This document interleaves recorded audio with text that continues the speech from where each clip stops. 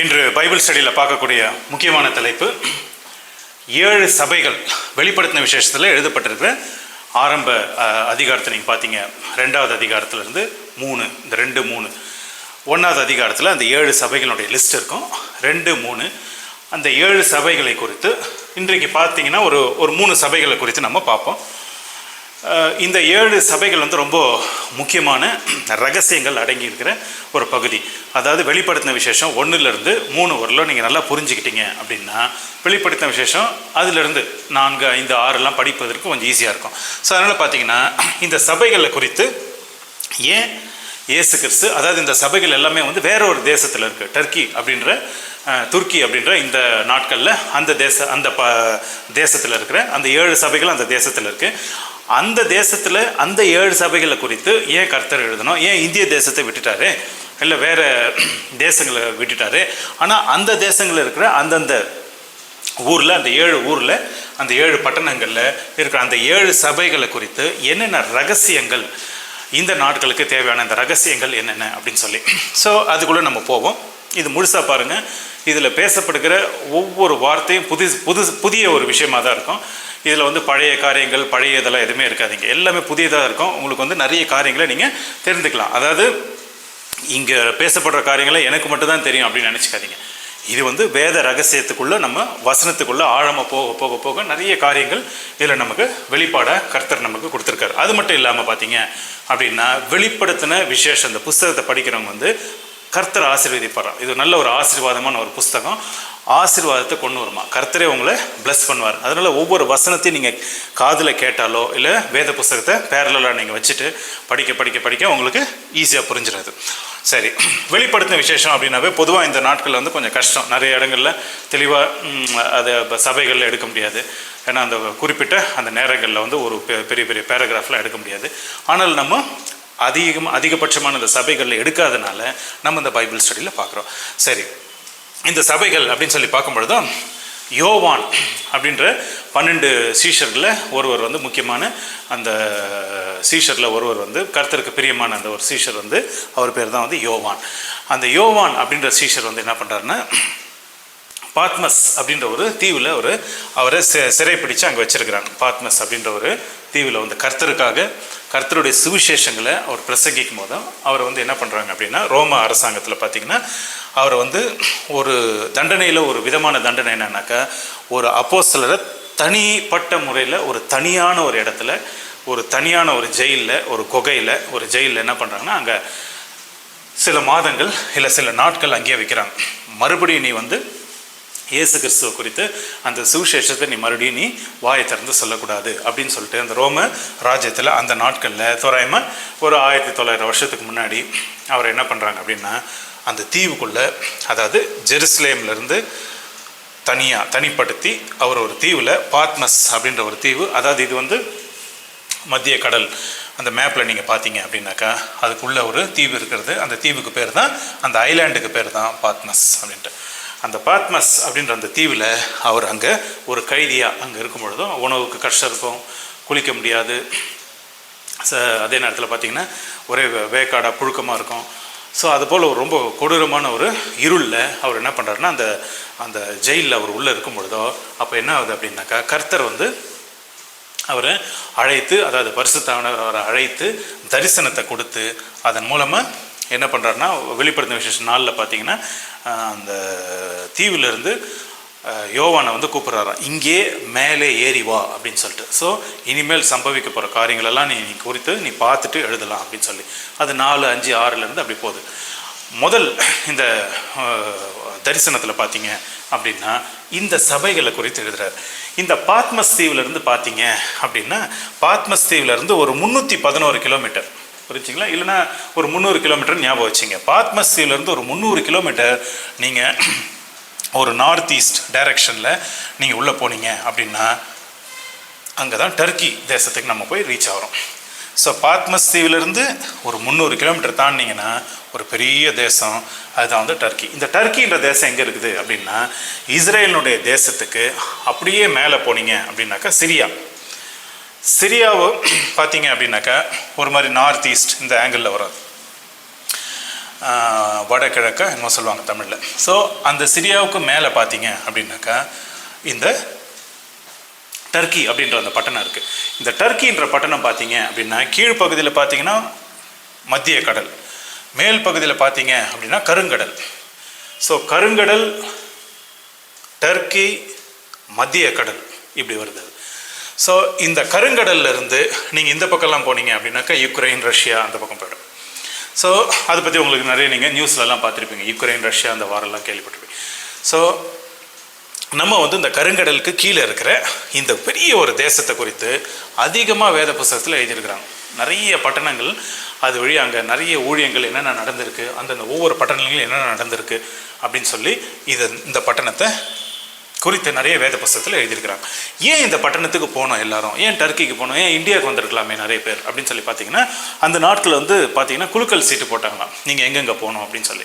So அந்த குலுக்கல் சீட்டில் பார்த்தீங்கன்னா எந்தெந்த ஊர் யார் யாருக்கு எப்படி எப்படிலாம் கிடைக்குதோ அந்தந்த ஆங்கிளில் அவங்க அந்தந்த திசையில் அவங்கெல்லாம் பிரிஞ்சு போயிட்டாங்களா. சில பேர் பார்த்தீங்கன்னா ஜெருசலேம்லேருந்து பார்த்தீங்கன்னா நம்ம நேரடியாக இந்தியாவுக்கு வந்துட்டாங்களா. ஸோ இந்தியாவுக்கு எப்படி போனாங்க அப்படின்னாக்கா கேரளானுடைய பார்டருக்கு கேரளானுடைய பார்டர் இப்போ இருக்கிற மங்களூர் அந்த சைடில் அந்த சீ போர்ட் வழியாக உள்ளே கேரளாவிலேருந்து சில நாட்கள் அங்கே ஊழியம் செய்து அங்கேருந்து தமிழ்நாடு, ஆந்திரா அது போல் ஊழியங்கள் எல்லாம் செய்தாங்களாம். ஏன் அப்படின்னு சொல்லி பார்த்தீங்கன்னா கேரளாவில் அதே நேரத்தில் அந்த பகுதிகளெலாம் இருந்து அங்கேருந்து நிறைய பிஸ்னஸ் நடந்துதான். எங்கே இஸ்ரேல் தேசத்துக்கும், அதாவது அந்த நாட்களில் இருந்த ரோம ராஜ்யத்துக்கும் அதாவது இந்திய தேசத்துக்கும் நிறைய பிஸ்னஸ் நடந்தது தான். ஸோ அதனால் பார்த்தீங்கன்னாக்கா கப்பல் வழியாக நிறைய பேர் போகும்போது தான் அந்த கப்பல் வழியாக கடல் மார்க்கமாக கடைசியில் கோவாவிலேருந்து அப்படியே கீழே இறங்கி அந்த பகுதியிலேருந்து அவங்க உள்ளே வரும்பொழுதோ, மங்களூர் வழியாக உள்ளே வரும்பொழுதோ அது போல் ஒரு வழி இருந்ததா. அதுபோல் சிலர்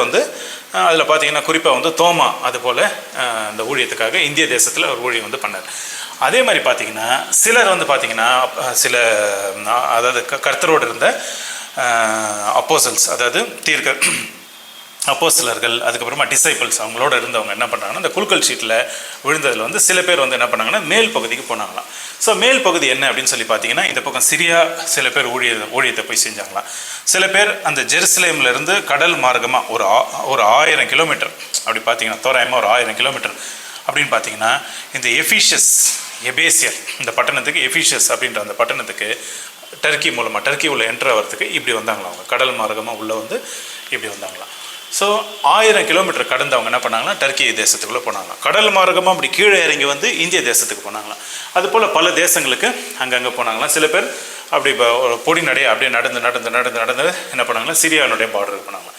சிரியானுடைய பார்டருக்கு போனோம் அப்படின்னு என்ன நடந்ததுன்னா ஜெருசலேம்லேருந்து நேராக மேலே போனீங்க, நார்த்துக்கு அப்படியே போனீங்க அப்படின்னாக்கா ஒரு பெரிய மலை ஒன்று இருக்குது. அந்த மலை பேர் தான் ஹெர்மான் மலை அப்படின்னு சொல்லி பேர். அந்த ஹெர்மான் மலை என்ன பண்ணுதுனாக்கா ஹெர்மான் மலையினுடைய இந்த பக்கம் பார்த்தீங்கன்னா பின்புறம் பார்த்தீங்கன்னா சிரியா, ஹெர்மான் மலையினுடைய லெஃப்ட் ஹேண்ட் சைடு பார்த்தீங்கன்னா லெபனான், ஹெர்மான் மலையினுடைய ரைட் ஹேண்ட் சைடு மலையினுடைய பின்புறம் ரைட் ஹேண்ட் சைடு பார்த்தீங்கன்னா சிரியா, லெபனான். அந்த ஹெர்மான் மலையை அப்படியே எகிரி குதிச்சு அப்படியே அந்த பக்கம் போனீங்கன்னா பின்புறம் பார்த்தீங்கன்னா பெரிய ஒரு தேசம் அதுதான் சிரியா. இந்த பக்கம் லெபனான் விட்டுருங்க, சிரியாவிலேருந்து நீங்கள் கடந்து இந்த பார்டர் சிரியானோட பார்டரை தாண்டி அந்த பக்கம் போனீங்கன்னா உங்களுக்கு டர்க்கி அப்படின்ற ஒரு பெரிய பட்டணம் கிடைக்குது. ஸோ அதனால் சிரியாலையும் ஊழியம் பண்ணாங்க. ஸோ சிரியாவில் இருந்து தங்கி அங்கேருந்து பண்ணவங்க அந்த யூதர்கள் பேர் சிரியன் ஜூஸ், அதாவது சிரியன் யூதர்கள் அப்படின்னு பேர். அதே நேரத்தில் பார்த்தீங்கன்னாக்கா இந்த சிரியாவில் பார்த்தீங்கன்னா சிரியாவுக்கும் டர்க்கிக்கும் அதே நேரத்தில் லெபனானுக்கும் இஸ்ரேலுக்கும் எல்லா பகுதிக்கும் எல்லாம் ஒன்றா சேருது பாருங்கள். சிரியா இந்த பக்கம், லெபனான் இந்த பக்கம், இஸ்ரேல் எல்லாமே ஒன்றா சேர்ந்து டர்க்கி இதெல்லாம் ஒன்றா சேர்ற ஒரு இடம் பேர் தான் அந்தியோக்கா இல்லைன்னா ஆன்டியோக் அப்படின்னு பேர். ஸோ அந்த அந்தியோக்கா இல்லைனா ஆன்டியோக் அப்படின்றது ரெண்டு விதமான ஆன்டியோக் இருக்குது. ஒன்று அந்தியோக் சிரியா சம்மந்தப்பட்ட ஒன்று, அதுக்கப்புறம் பார்த்தீங்கன்னா அந்தியோக் இன்னொன்று இருக்குது, அது பார்த்தீங்கன்னா பிசிடியா இல்லைன்னா அது டர்க்கியில் இருக்கிற ஒரு அந்தியோக். ஸோ ஆன்டி அப்படின்னு சொல்லி இந்த ஆன்டி அப்படின்னும் போதும் அந்த நாட்களில் பயன்படுத்தக்கூடிய ஒரு முதல் பெயர் அது. எப்படி நம்ம ஊரில் ஸ்ரீ அப்படின்றோம் இல்லைங்களா, அதே நேரத்தில் அங்கே பார்த்தீங்கன்னா ஆன்டி, அது போல் அந்தியோக். இந்த இடத்துல பார்த்தீங்கன்னா இங்கே ஒரு அந்தியோக், 2 அந்தியோக் இருந்தது. ஒரு அந்தியோக் சிரியா சம்மந்தமாக இருந்தது, ஆனால் இந்த சிரியாவும் இந்த டர்க்கியும் இதெல்லாம் ரோம ராஜ்யத்தை கீழே இருந்துச்சு.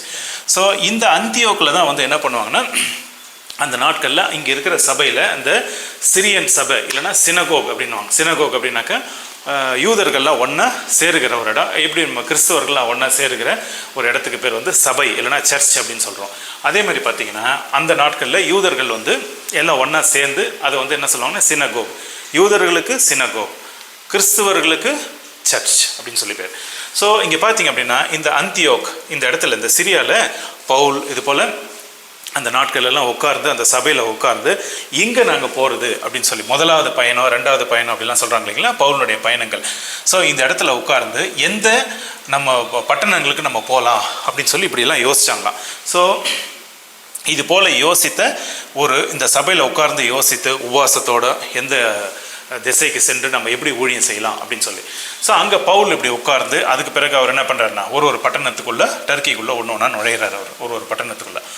ஸோ அந்த நாட்களில் பார்த்தீங்கன்னாக்கா ரோம ராஜ்யத்துக்குள்ளே இந்த தேசங்கள்லாம் இருந்ததுனால ரோம தெய்வங்கள், ரோமர்கள் வழிபடுகிற தெய்வங்கள், அதாவது சூரியனையோ இல்லை சந்திரனையோ இல்லை மலையையோ காற்றையோ தண்ணீரையோ இல்லைன்னா குழந்தை அந்த பெண் கடவுள் மூலமாக தான் குழந்தை பிறக்குது அப்படின்னு சொல்லி. ஸோ பலதரப்பட்ட அந்த ஃபிலாசபிக்கல் தாட்ஸ் அப்படின்னு சொல்லுவாங்க. ஸோ பலதரப்பட்ட அந்த இதில் வந்து அதாவது அந்த தெய்வங்களை குறித்து முன்ன பின்ன எதுவுமே தெரியாது, ஆனாலும் வந்து என்ன பண்ணுறாங்கன்னா அவங்க வழிபடுறாங்க. பாருங்களா, இப்போ உதாரணத்துக்கு திங்கக்கிழமை அப்படின்னா திங்கள் அது ஒரு கிரகம், செவ்வாய்க்கிழமை அப்படின்னு நம்ம சொல்கிறோம் பார்த்திங்கன்னா செவ்வாய் கிரகம். இதெல்லாம் வந்து இதிலிருந்து வந்த ஒரு கிரகங்கள் நாட்கள்லாம் அதனுடைய பேர்கள்லாம் வந்து இந்த கிரகத்தினுடைய பேர் சாமியினுடைய பேர் அப்படி வச்சுருக்காங்க. ஸோ அதனால் திங்கக்கிழமை அது ஒரு கிரகம், செவ்வாய் புதன் அது ஒரு கிரகம், வியாழன் கிரகம், அதுக்கப்புறம் பார்த்தா வெள்ளி கிரகம், அப்புறம் சனி அப்படின்னு சொல்லி. ஸோ ஞாயிறு அது போல். ஸோ அதில் வந்து பார்த்திங்கன்னா மண்டே அப்படின்னாக்கா மண்டேனா மண், MON மண். ஸோ அது பார்த்திங்கனாக்கா அது ஒரு கிரகம் அது.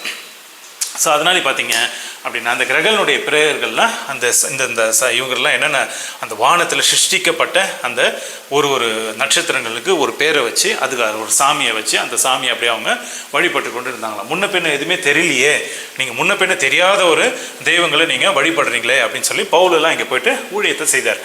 அந்த நாட்களில் பார்த்தீங்க அப்படின்னாக்கா இயேசு கிறிஸ்துவோடு இருந்த டிசைபிள் பார்த்தீங்க அப்படின்னு பார்த்தீங்கன்னா இப்போ யோவான் இங்கே இருக்கிறார். ஸோ இந்த யோவான் என்ன பண்ணுறாருன்னா இந்த பட்டணங்களை குறித்து கர்த்தர் வந்து தரிசனத்தை கொடுத்தார். இவர் வந்து இந்த பட்டணங்களை குறித்து தரிசனம் கொடுங்கன்னு கேட்கல, கர்த்தர் வந்து இந்த பட்டணங்களை குறிக்கிறார். ஸோ அதனால் பார்த்தீங்கன்னாக்கா கர்த்தர் வந்து ஒரு 7 பட்டணங்களை யோவானுக்கு காட்டுறாராம்.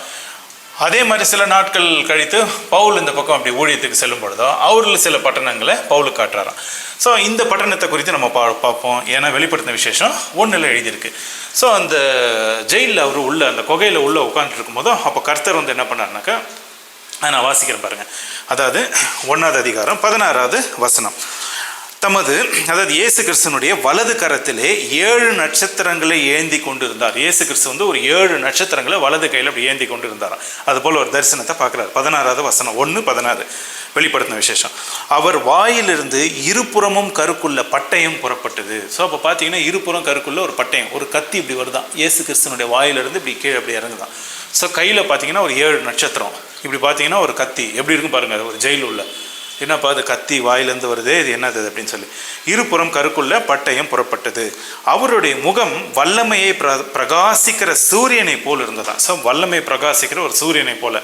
ஸோ முகம் தெளிவாக தெரியல அவர் எப்படிப்பட்டன, ஆனால் முகம் இருக்குது, ஆனால் அந்த அளவுக்கு பிரகாசம் இருக்கிறதுனால அவர் முகனுடைய துல்லியமாக அவருடைய கண் எப்படி இருந்தது, அந்த கண் அவருடைய நிறம் எப்படி, அதெல்லாம் அவருக்கு தெரியல. ஆனால் அந்த பிரகாசம் அடிக்கும் பொழுதோ வாயிலிருந்து புறப்படுகிற அந்த ஒரு இரு புறமும் கருக்குள்ள பட்டயம் அப்படின்னு ஒன்று இருந்தது. அது ஒரு வால் மாதிரி ஒன்று கையில் வாயில் இருந்துச்சு அவருக்கு. ஸோ அவர் முகம் அவருக்கு பிரகாசமாக இருந்ததுதான். ஸோ இங்கே பார்த்தீங்க அப்படின்னாக்கா தமது வலது கரத்திலே 7 நட்சத்திரங்களை ஏந்தி கொண்டு இருந்தார்.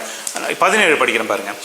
நான் அவரை கண்டபோது செத்தவனை போல அவருடைய பாதத்தில் விழுந்தேன். இயேசு கிறிஸ்துனுடைய பாதத்தில் விழுந்தேன்.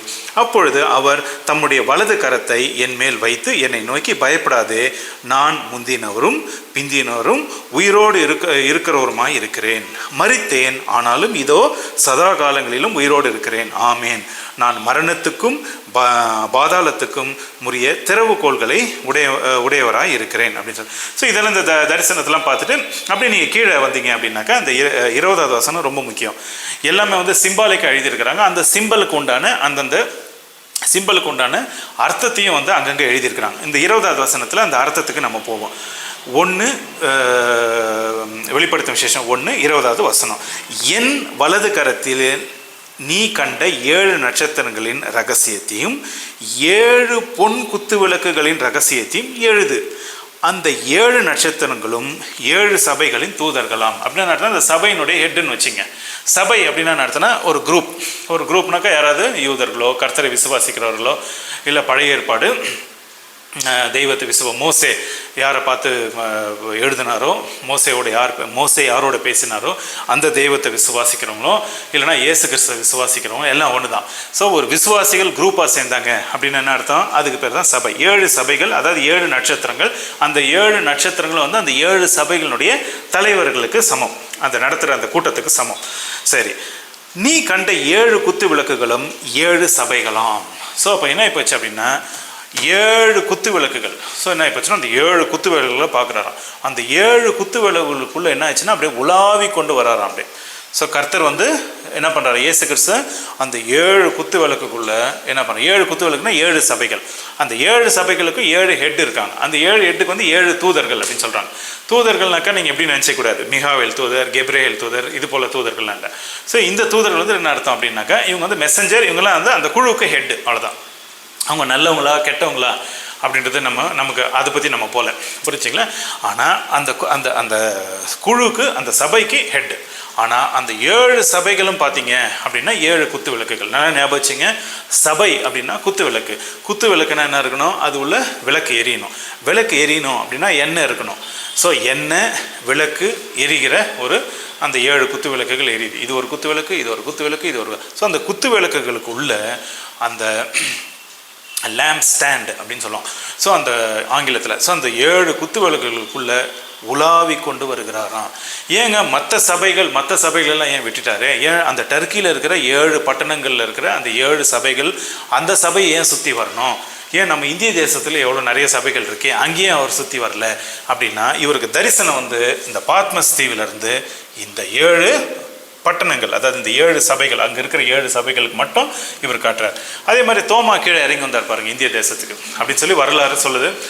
அந்த தோமாக்கு கொடுக்கப்பட்ட அது சில காரியங்கள் வேற, அது இங்கே எழுதலை.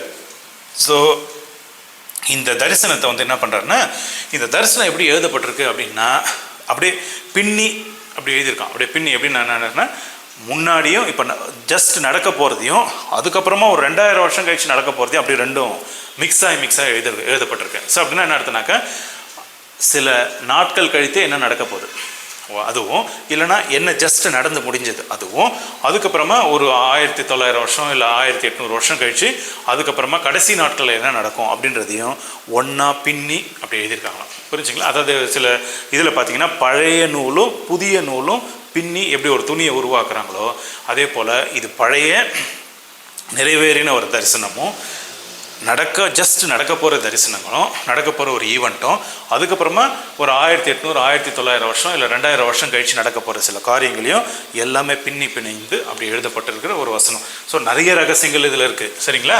சரி, நம்ம ஒன்று உள்ளே போகலாம். ஸோ அதுக்கப்புறம் பார்த்தீங்க அப்படின்னாக்கா, இந்த பாத்மஸ்லேருந்து எந்தெந்த பட்டணத்தை அவர் பார்த்தாரு அப்படின்னு சொல்லி பார்த்தீங்கன்னா, எஃபீஷியஸ், எபேசியர் பட்டணம், ஸ்மிர்னா பட்டணம். இந்த ஸ்மிர்னா அப்படின்ற அந்த பட்டணத்துக்கு வந்து இப்போதைய புதிய பேர் வந்து என்ன அப்படின்னு பார்த்தீங்கன்னா இஸ்மீர் அப்படின்னு சொல்லி. இது வந்து ஒரு பெரிய பட்டணம், ஒரு டாப் 4 பட்டணங்களில் பார்த்தீங்க அப்படின்னா டர்க்கியில் இது ஒரு பட்டணம் இஸ்மீர். ஸோ எஃபீஷியஸ், ஸ்மிர்னா, அதுக்கப்புறம் அடுத்த முக்கியமான பட்டணம் அப்படின்னு சொல்லி பார்த்தீங்க அப்படின்னாக்கா 3வது பட்டணம் வந்து பெர்கமாம் அப்படின்னு சொல்லி. இந்த பெர்கமாம் அப்படின்னாக்கா பெர்கமா அப்படின்ற ஒரு பெரிய ஏரியாவுக்கு இதுதான் தலைநகரமாக இருந்துதான் பெர்கமா அப்படின்னு சொல்லி. ஸோ அதுக்கடுத்து பார்த்தீங்கன்னா தியாத்திரியா, அதுக்கப்புறமா சார்டிஸ், ஃபிலடெல்ஃபியா, அப்புறமா கடைசி சபை 7வது சபை லவோதிக்க சபை, இல்லைன்னா லவுரேஷியா அப்படின்னு சொல்கிறாங்க. ஸோ இதில் பார்த்தீங்க அப்படின்னாக்கா இந்த 7 சபைகளை குறித்து இந்த என்னென்ன காரியங்கள் எதிர்காலத்தில் நடக்க போகிறது அப்படின்றதான் நமக்கு ரொம்ப முக்கியம் அந்த பைபிள் ஸ்டடியில். ஸோ அந்த ஆங்கிளில் நம்ம பார்ப்போம். சரி, இது தவிர பார்த்தீங்க வேறு என்னென்ன பட்டணங்கள் இருக்குது அப்படின்னு சொல்லி பார்த்தீங்கன்னாக்கா, இங்கேருந்து கொஞ்சம் அப்படி தள்ளி வந்தீங்கன்னா கொரிந்து பட்டணம், இந்த பக்கம் தள்ளி வந்தீங்கன்னா இதை கொஞ்சம் மேலே போனீங்க அப்படின்னாக்கா தெசலோனிக்க பட்டணம் அப்படிலாம் இருக்குது. அந்த டர்க்கியினுடைய நார்த்து பகுதியில் மேலே போனீங்க அப்படின்னாக்கா ஒரு பெரிய இடம் இருக்குது. அதில் பார்த்தீங்கன்னா கலாத்தியா அப்படின்னு பேர். கலாத்தியா அப்படின்றது என்ன பார்த்தீங்கன்னா நிறைய சபைகள் இருந்தது, நிறைய சபைகள். அந்த சபைகள் எல்லாம் ஒன்றா சேர்த்திங்க அப்படின்னாக்கா கலாத்தியருக்கு எழுதின நிருபம் அந்த சபைகளுக்கெல்லாம். அதனால் சில பேர் வந்து என்ன பண்ணுவாங்க அப்படின்னாக்கா, அது வந்துங்க கலாத்தியருக்கு எழுதியிருக்கு, நமக்கு எழுதலை, தமிழ்நாடுக்கு அப்படின்னு சொல்லி ஏதாவது நிருபம் இருந்துச்சுன்னா நான் ஃபாலோ பண்ணுறேன் அப்படின்வாங்க சில பேர். அதனால் வந்து தமிழ்நாடுக்கு ஒரு நிருபம், கேரளாவுக்கு ஒரு நிருபம், கர்நாடகாவுக்கு ஒரு நிருபம், பெங்களூருக்கு ஒரு நிருபம் அப்படின்னு சொல்லி தனித்தனியாக எழுத முடியாது. இந்த கலாத்தியா அப்படின்னா நடத்தினா இங்கே இருக்கிற நிறைய சபைகளுக்கு எல்லோருக்குமே, அவர்களுக்கும் சரி நமக்கும் சரி எல்லாருக்குமே சேர்ந்து எழுதுந்தா. ஸோ இந்த கலாத்தியா அப்படின்ற இந்த நார்த் பகுதியில் வடப்பகுதியில் இருக்குது பாருங்கள், டர்க்கியினுடைய வடப்பகுதி, அங்கே இருக்கிற சிறு சபைகள் எல்லாம் ஒன்றா சேர்ந்தா கலாத்தியா. இது போல் அதுக்கப்புறம் பார்த்தீங்கன்னா கப்படோஷியா, அதுக்கப்புறமா லிஸ்ட்ரா, இங்கே தான் வந்து இவர் பிறந்தார்னு நினைக்கிறேன், யார், திமத்தி பிறந்த ஊர் லிஸ்ட்ரா. அதுக்கப்புறமா அங்கங்கே ஊழியம் பண்ணாங்க கொலோசியருக்கு எழுதின நிருபம் அப்படிலாம் நம்ம படிக்கிறோம் பாருங்கள். ஸோ இதனால் பார்த்தீங்க அப்படின்னாக்கா அதிகபட்சமான பட்டணங்கள் எல்லாம் பைபிளில் எது சம்மந்தமாக எழுதப்பட்டிருக்கு அப்படின்னா டர்க்கி சம்மந்தமாக. ஸோ இதில் நம்ம என்ன பண்ணுவோம், நேராக முதல் அந்த பட்டணத்துக்கு நம்ம போவோம். அதாவது எஃபிஷியஸ்ன்றது வந்து என்ன அர்த்தம் அப்படின்னாக்கா, அந்த நாட்களில் பார்த்தீங்கன்னா இரண்டாவது முக்கியமான பட்டணமாக இருந்துச்சான். முதல் முக்கியமான பட்டணம் வந்து பெர்கமாம் அப்படின்னு சொல்லிட்டு. ஸோ பெர்கமாம் வந்து என்ன அர்த்தம் அப்படின்னாக்கா, அந்த நாட்களில் வந்து பெர்கமாம் முதல் முக்கியமான ஒரு பட்டணமாக இருந்ததுதான் அந்த நாட்கள் ஆரம்பத்தில். ஸோ அது எப்படி அப்படின்னாக்கா, நிறைய வந்து என்ன பண்ணுவாங்கன்னா எல்லாத்தையும் எழுத ஆரம்பித்தாங்களாம். அந்த நாட்களில் எல்லாத்தையும் எழுதி ஒரு சுருளில் பண்ணி அப்படி வைப்பாங்களாம். அது எழுதுறதுக்கு என்ன தேவைப்படும் அப்படின்னாக்கா, ஆடுகளை வெட்டி அந்த ஆடுகள் எல்லாம் அந்த தோலெல்லாம் எடுத்துகிட்டு க்ளீன் பண்ணிவிட்டு துணியெல்லாம் அவங்க தனித்தனியாக எடுத்துருவாங்களாம். ஸோ அந்த ஆட்டினுடைய அந்த அதுலேருந்து உள்ளெல்லாம் எடுக்கிறாங்க பாருங்கள்.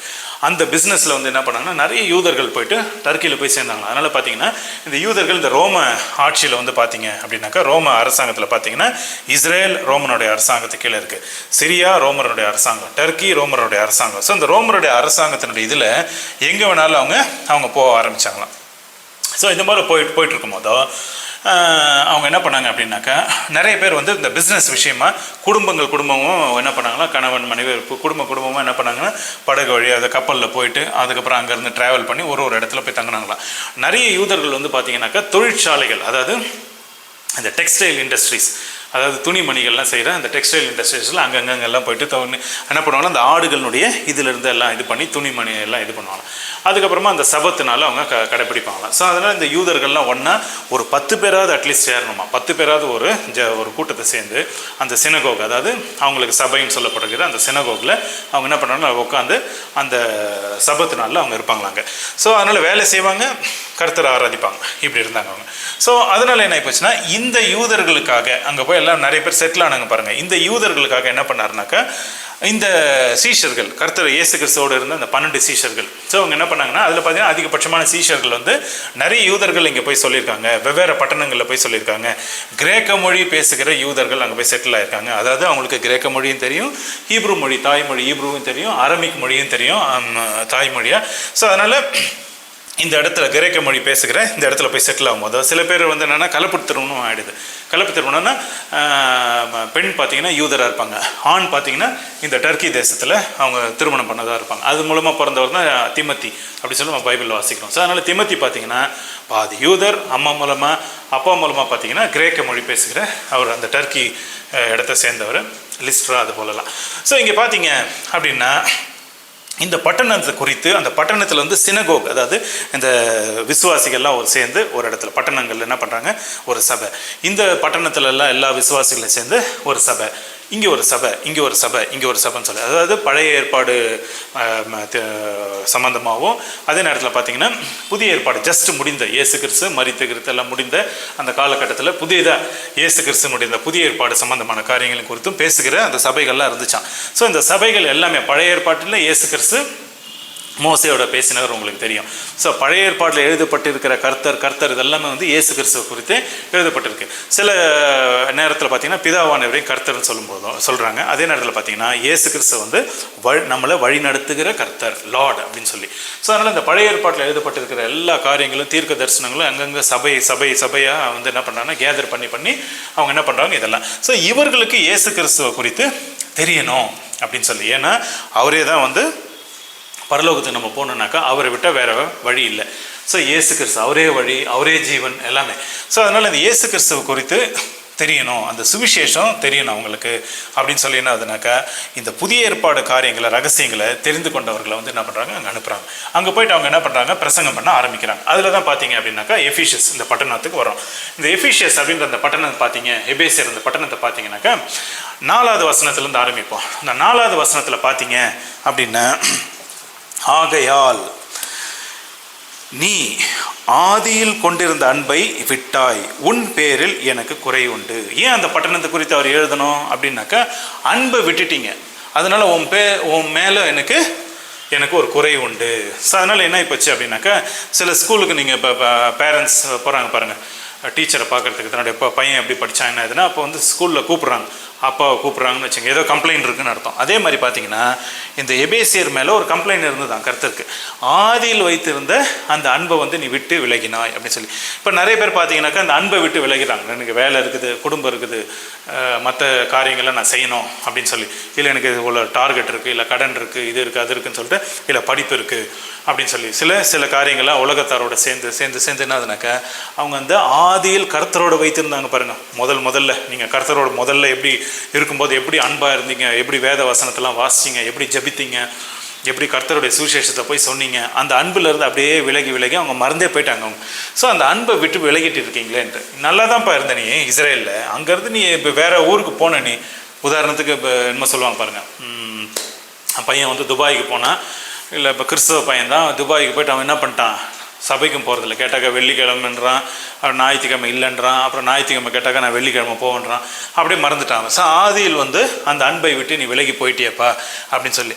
ஸோ இதனை குறித்து அவர் வந்து என்ன ஆகிப்போச்சுன்னா, அன்பு நீ வந்து அன்பே இல்லாமல் ஆகிப்போச்சு அப்படின்னு சொல்லி. ஸோ அந்த அன்பே இல்லை, கர்த்தர் மீது அன்பே இல்லைன்னு வச்சுங்க, அப்போ எப்படி பரலோகம் போக முடியும்? நீங்கள் சபை வச்சுருக்கிறீங்க, பேருக்கு யூதர், இல்லைனா பேருக்கு ஒரு கிறிஸ்தவர், எப்படி நீங்கள் பரலோகத்துக்கு போகலாம்? எப்படி பரலோகத்துக்கு போக முடியும்? உங்களுக்கும் நாட்கள் போயிட்டே இருக்குது, ஏதோ ஒரு வியாதியிலையோ ஏதோ ஒரு இதில் மறித்தீங்க, எப்படி நீங்கள் அன்பே இல்லாமல் எப்படி பரலோகத்தில் என்டர் ஆக முடியும்?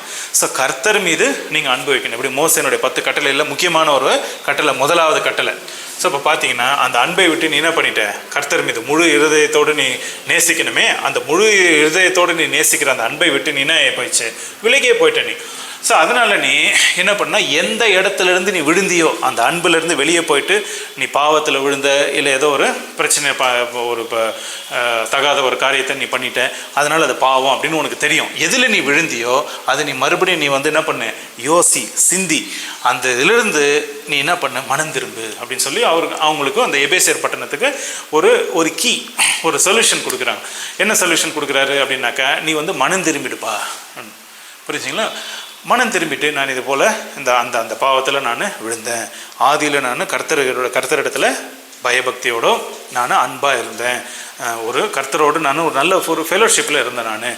இப்போ நான் வந்து என்ன ஆகிப்பட்டேன், நான் என்னுடைய நண்பர்கள் மூலமாகவோ இல்லை தொழில் ரீதியாகவோ ஏதோ ஒரு காரணத்துக்காக நான் கர்த்தரை விட்டு விலகி போயிட்டேன் நான். ஸோ அதனால் என்னை மன்னிச்சிருங்க அப்படின்னு சொல்லி நிறைய பேர் இருக்கிறாங்க. இப்போ நல்லா இருந்துகிட்டே இருப்பாங்க, சர்ச்சுக்கு வந்துகிட்டே இருப்பாங்க, திடீர்னு ஏதோ ஒரு நாயிடம் எனக்கு ஜெபமே அவர் பதிலே கொடுக்கல, எனக்கு ஏதோ ஆகிப்போச்சு, எனக்கு இப்படி ஆகிப்போச்சுங்கன்னு சொல்லிட்டு ஆதி அன்புலேருந்து நான் விலகிட்டேன், எனக்கு கர்த்தர் வேண்டாம், அவர் யாரோ வேறு ஊருக்காரு, நான் அவர் எனக்கு சொன்னார் நான் செய்வேன்னு சொல்லிட்டு இந்த கதையெல்லாம் சொல்லுவாங்க. அவங்க உண்மை பொய்யோ நமக்கு தெரியல. ஆனாலும் வந்து என்ன ஆகிப்போச்சு அப்படின்னாக்கா, கர்த்தர் உங்களுக்கு செய்கிறாரோ செய்யலையோ, கர்த்தர் தான், நீங்கள் தான் அது. ஆனால் நீங்கள் கர்த்தராக ஆக முடியாது, நீங்கள் கர்த்தருக்கு டிக்டேட் பண்ண முடியாது.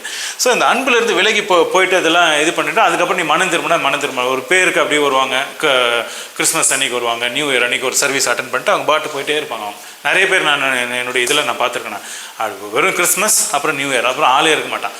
நான் தான் ஒரு அமௌண்ட்டு கொடுத்துட்றேன்னே, அமௌண்ட் கொடுக்குறனால சைலண்ட்டாக இரு, சும்மா என்னையே பிடிச்சின்னு மைக்கில் எங்கே போனாருன்னு அதான் வேலை இருக்குதுன்னு சொல்கிறேன், வேலை நான் தான் கிறிஸ்துவன் இல்லை. ஸோ அந்த ஆதி அன்பை விட்டு விலகி போகும்போது அவங்க பார்த்தா உலகத்தாரோட சேர்ந்துட்டு இருப்பாங்க. ஸோ அவங்க பார்த்தீங்கன்னா அவங்க மனம் திரும்பணும், சொல்லி அப்பா நான் இது போல் ஆகிப்போச்சு, நான் அந்த கூடுகையெல்லாம் நான் விட்டுட்டேன், நான் மறுபடியும் உங்களோட இருக்கணும் அப்படின்னு சொல்லி. நம்ம இங்கேயே உலகத்தாரோடவே இங்கேயே பேங்க்கில் நம்ம டெபாசிட் பண்ணி இங்கே பேங்க்காரனை வளர்க்குறதுக்காக நம்ம இருக்கிறோம். சொல்லுங்கள், கர்த்தருடைய ராஜ்யத்துக்கு தானே நம்ம இருக்கிறோம். ஸோ அதனால் நீங்கள் மனம் திரும்பணும், இங்கே அறிக்கையிட்டு மனம் திரும்பணும். அதுதான் வந்து வசனம் 5 இருக்குது. 6வது வசனத்தில் பார்த்தீங்க, அதே எபேசியர் பட்டணம் 6வது வசனத்தில் பார்த்தீங்க அப்படின்னா, நீ அறிக்கையிட்டு மனம் திரும்பா பட்சத்தில் நீ அப்படியே இருந்த, அதாவது செத்த கிறிஸ்துவனை போல, செத்தவனை போல நீ இருக்கிற, ஆனால் உயிரோடு இருக்கிற, ஆனால் நீ செத்தவன். இப்போ நிறைய பேர் பார்த்தீங்கன்னா பயங்கர பணக்காராக இருப்பான், அவன் பார்த்தீங்கன்னா செத்தவன். என்னப்பா இவ்வளோ பயங்கர பணக்காராக இருக்கிறியே, ஆனால் செத்தவனுக்கு சமம். ஆவிக்குரிய ரீதியாக பார்த்தீங்கன்னா செத்தவனுக்கு சமம். சில சபையில் சொல்லுவாங்க பாருங்கள், கர்த்தர் ஆசீர்வதிக்கிட்டோம், பொருளிலும் பணத்திலும் உலக இதுலேயும் அவன் வந்து நல்ல பலிக்கு பெருகி இறுகினாக்கா அவன் செத்தவனாகிடுவான். அவன் அதிகமான பணம், ஆவிக்குரிய வாழ்க்கை வந்து ரொம்ப கம்மியாக இருக்குமா. பெரிய ஆவிக்குரிய வாழ்க்கையில் இருக்காரு அப்படின்னா பணம் கம்மியாக இருக்குமா. ஸோ பணம் இங்கே இருந்துச்சுன்னா ஆவிக்குரிய வாழ்க்கை எப்படி இருக்கும். ஆனால் பணம் ஜாஸ்தியாச்சு அப்படின்னா ஆவிக்குரிய வாழ்க்கை கீழே ஆகிடும். ஸோ பணம் ஆவி.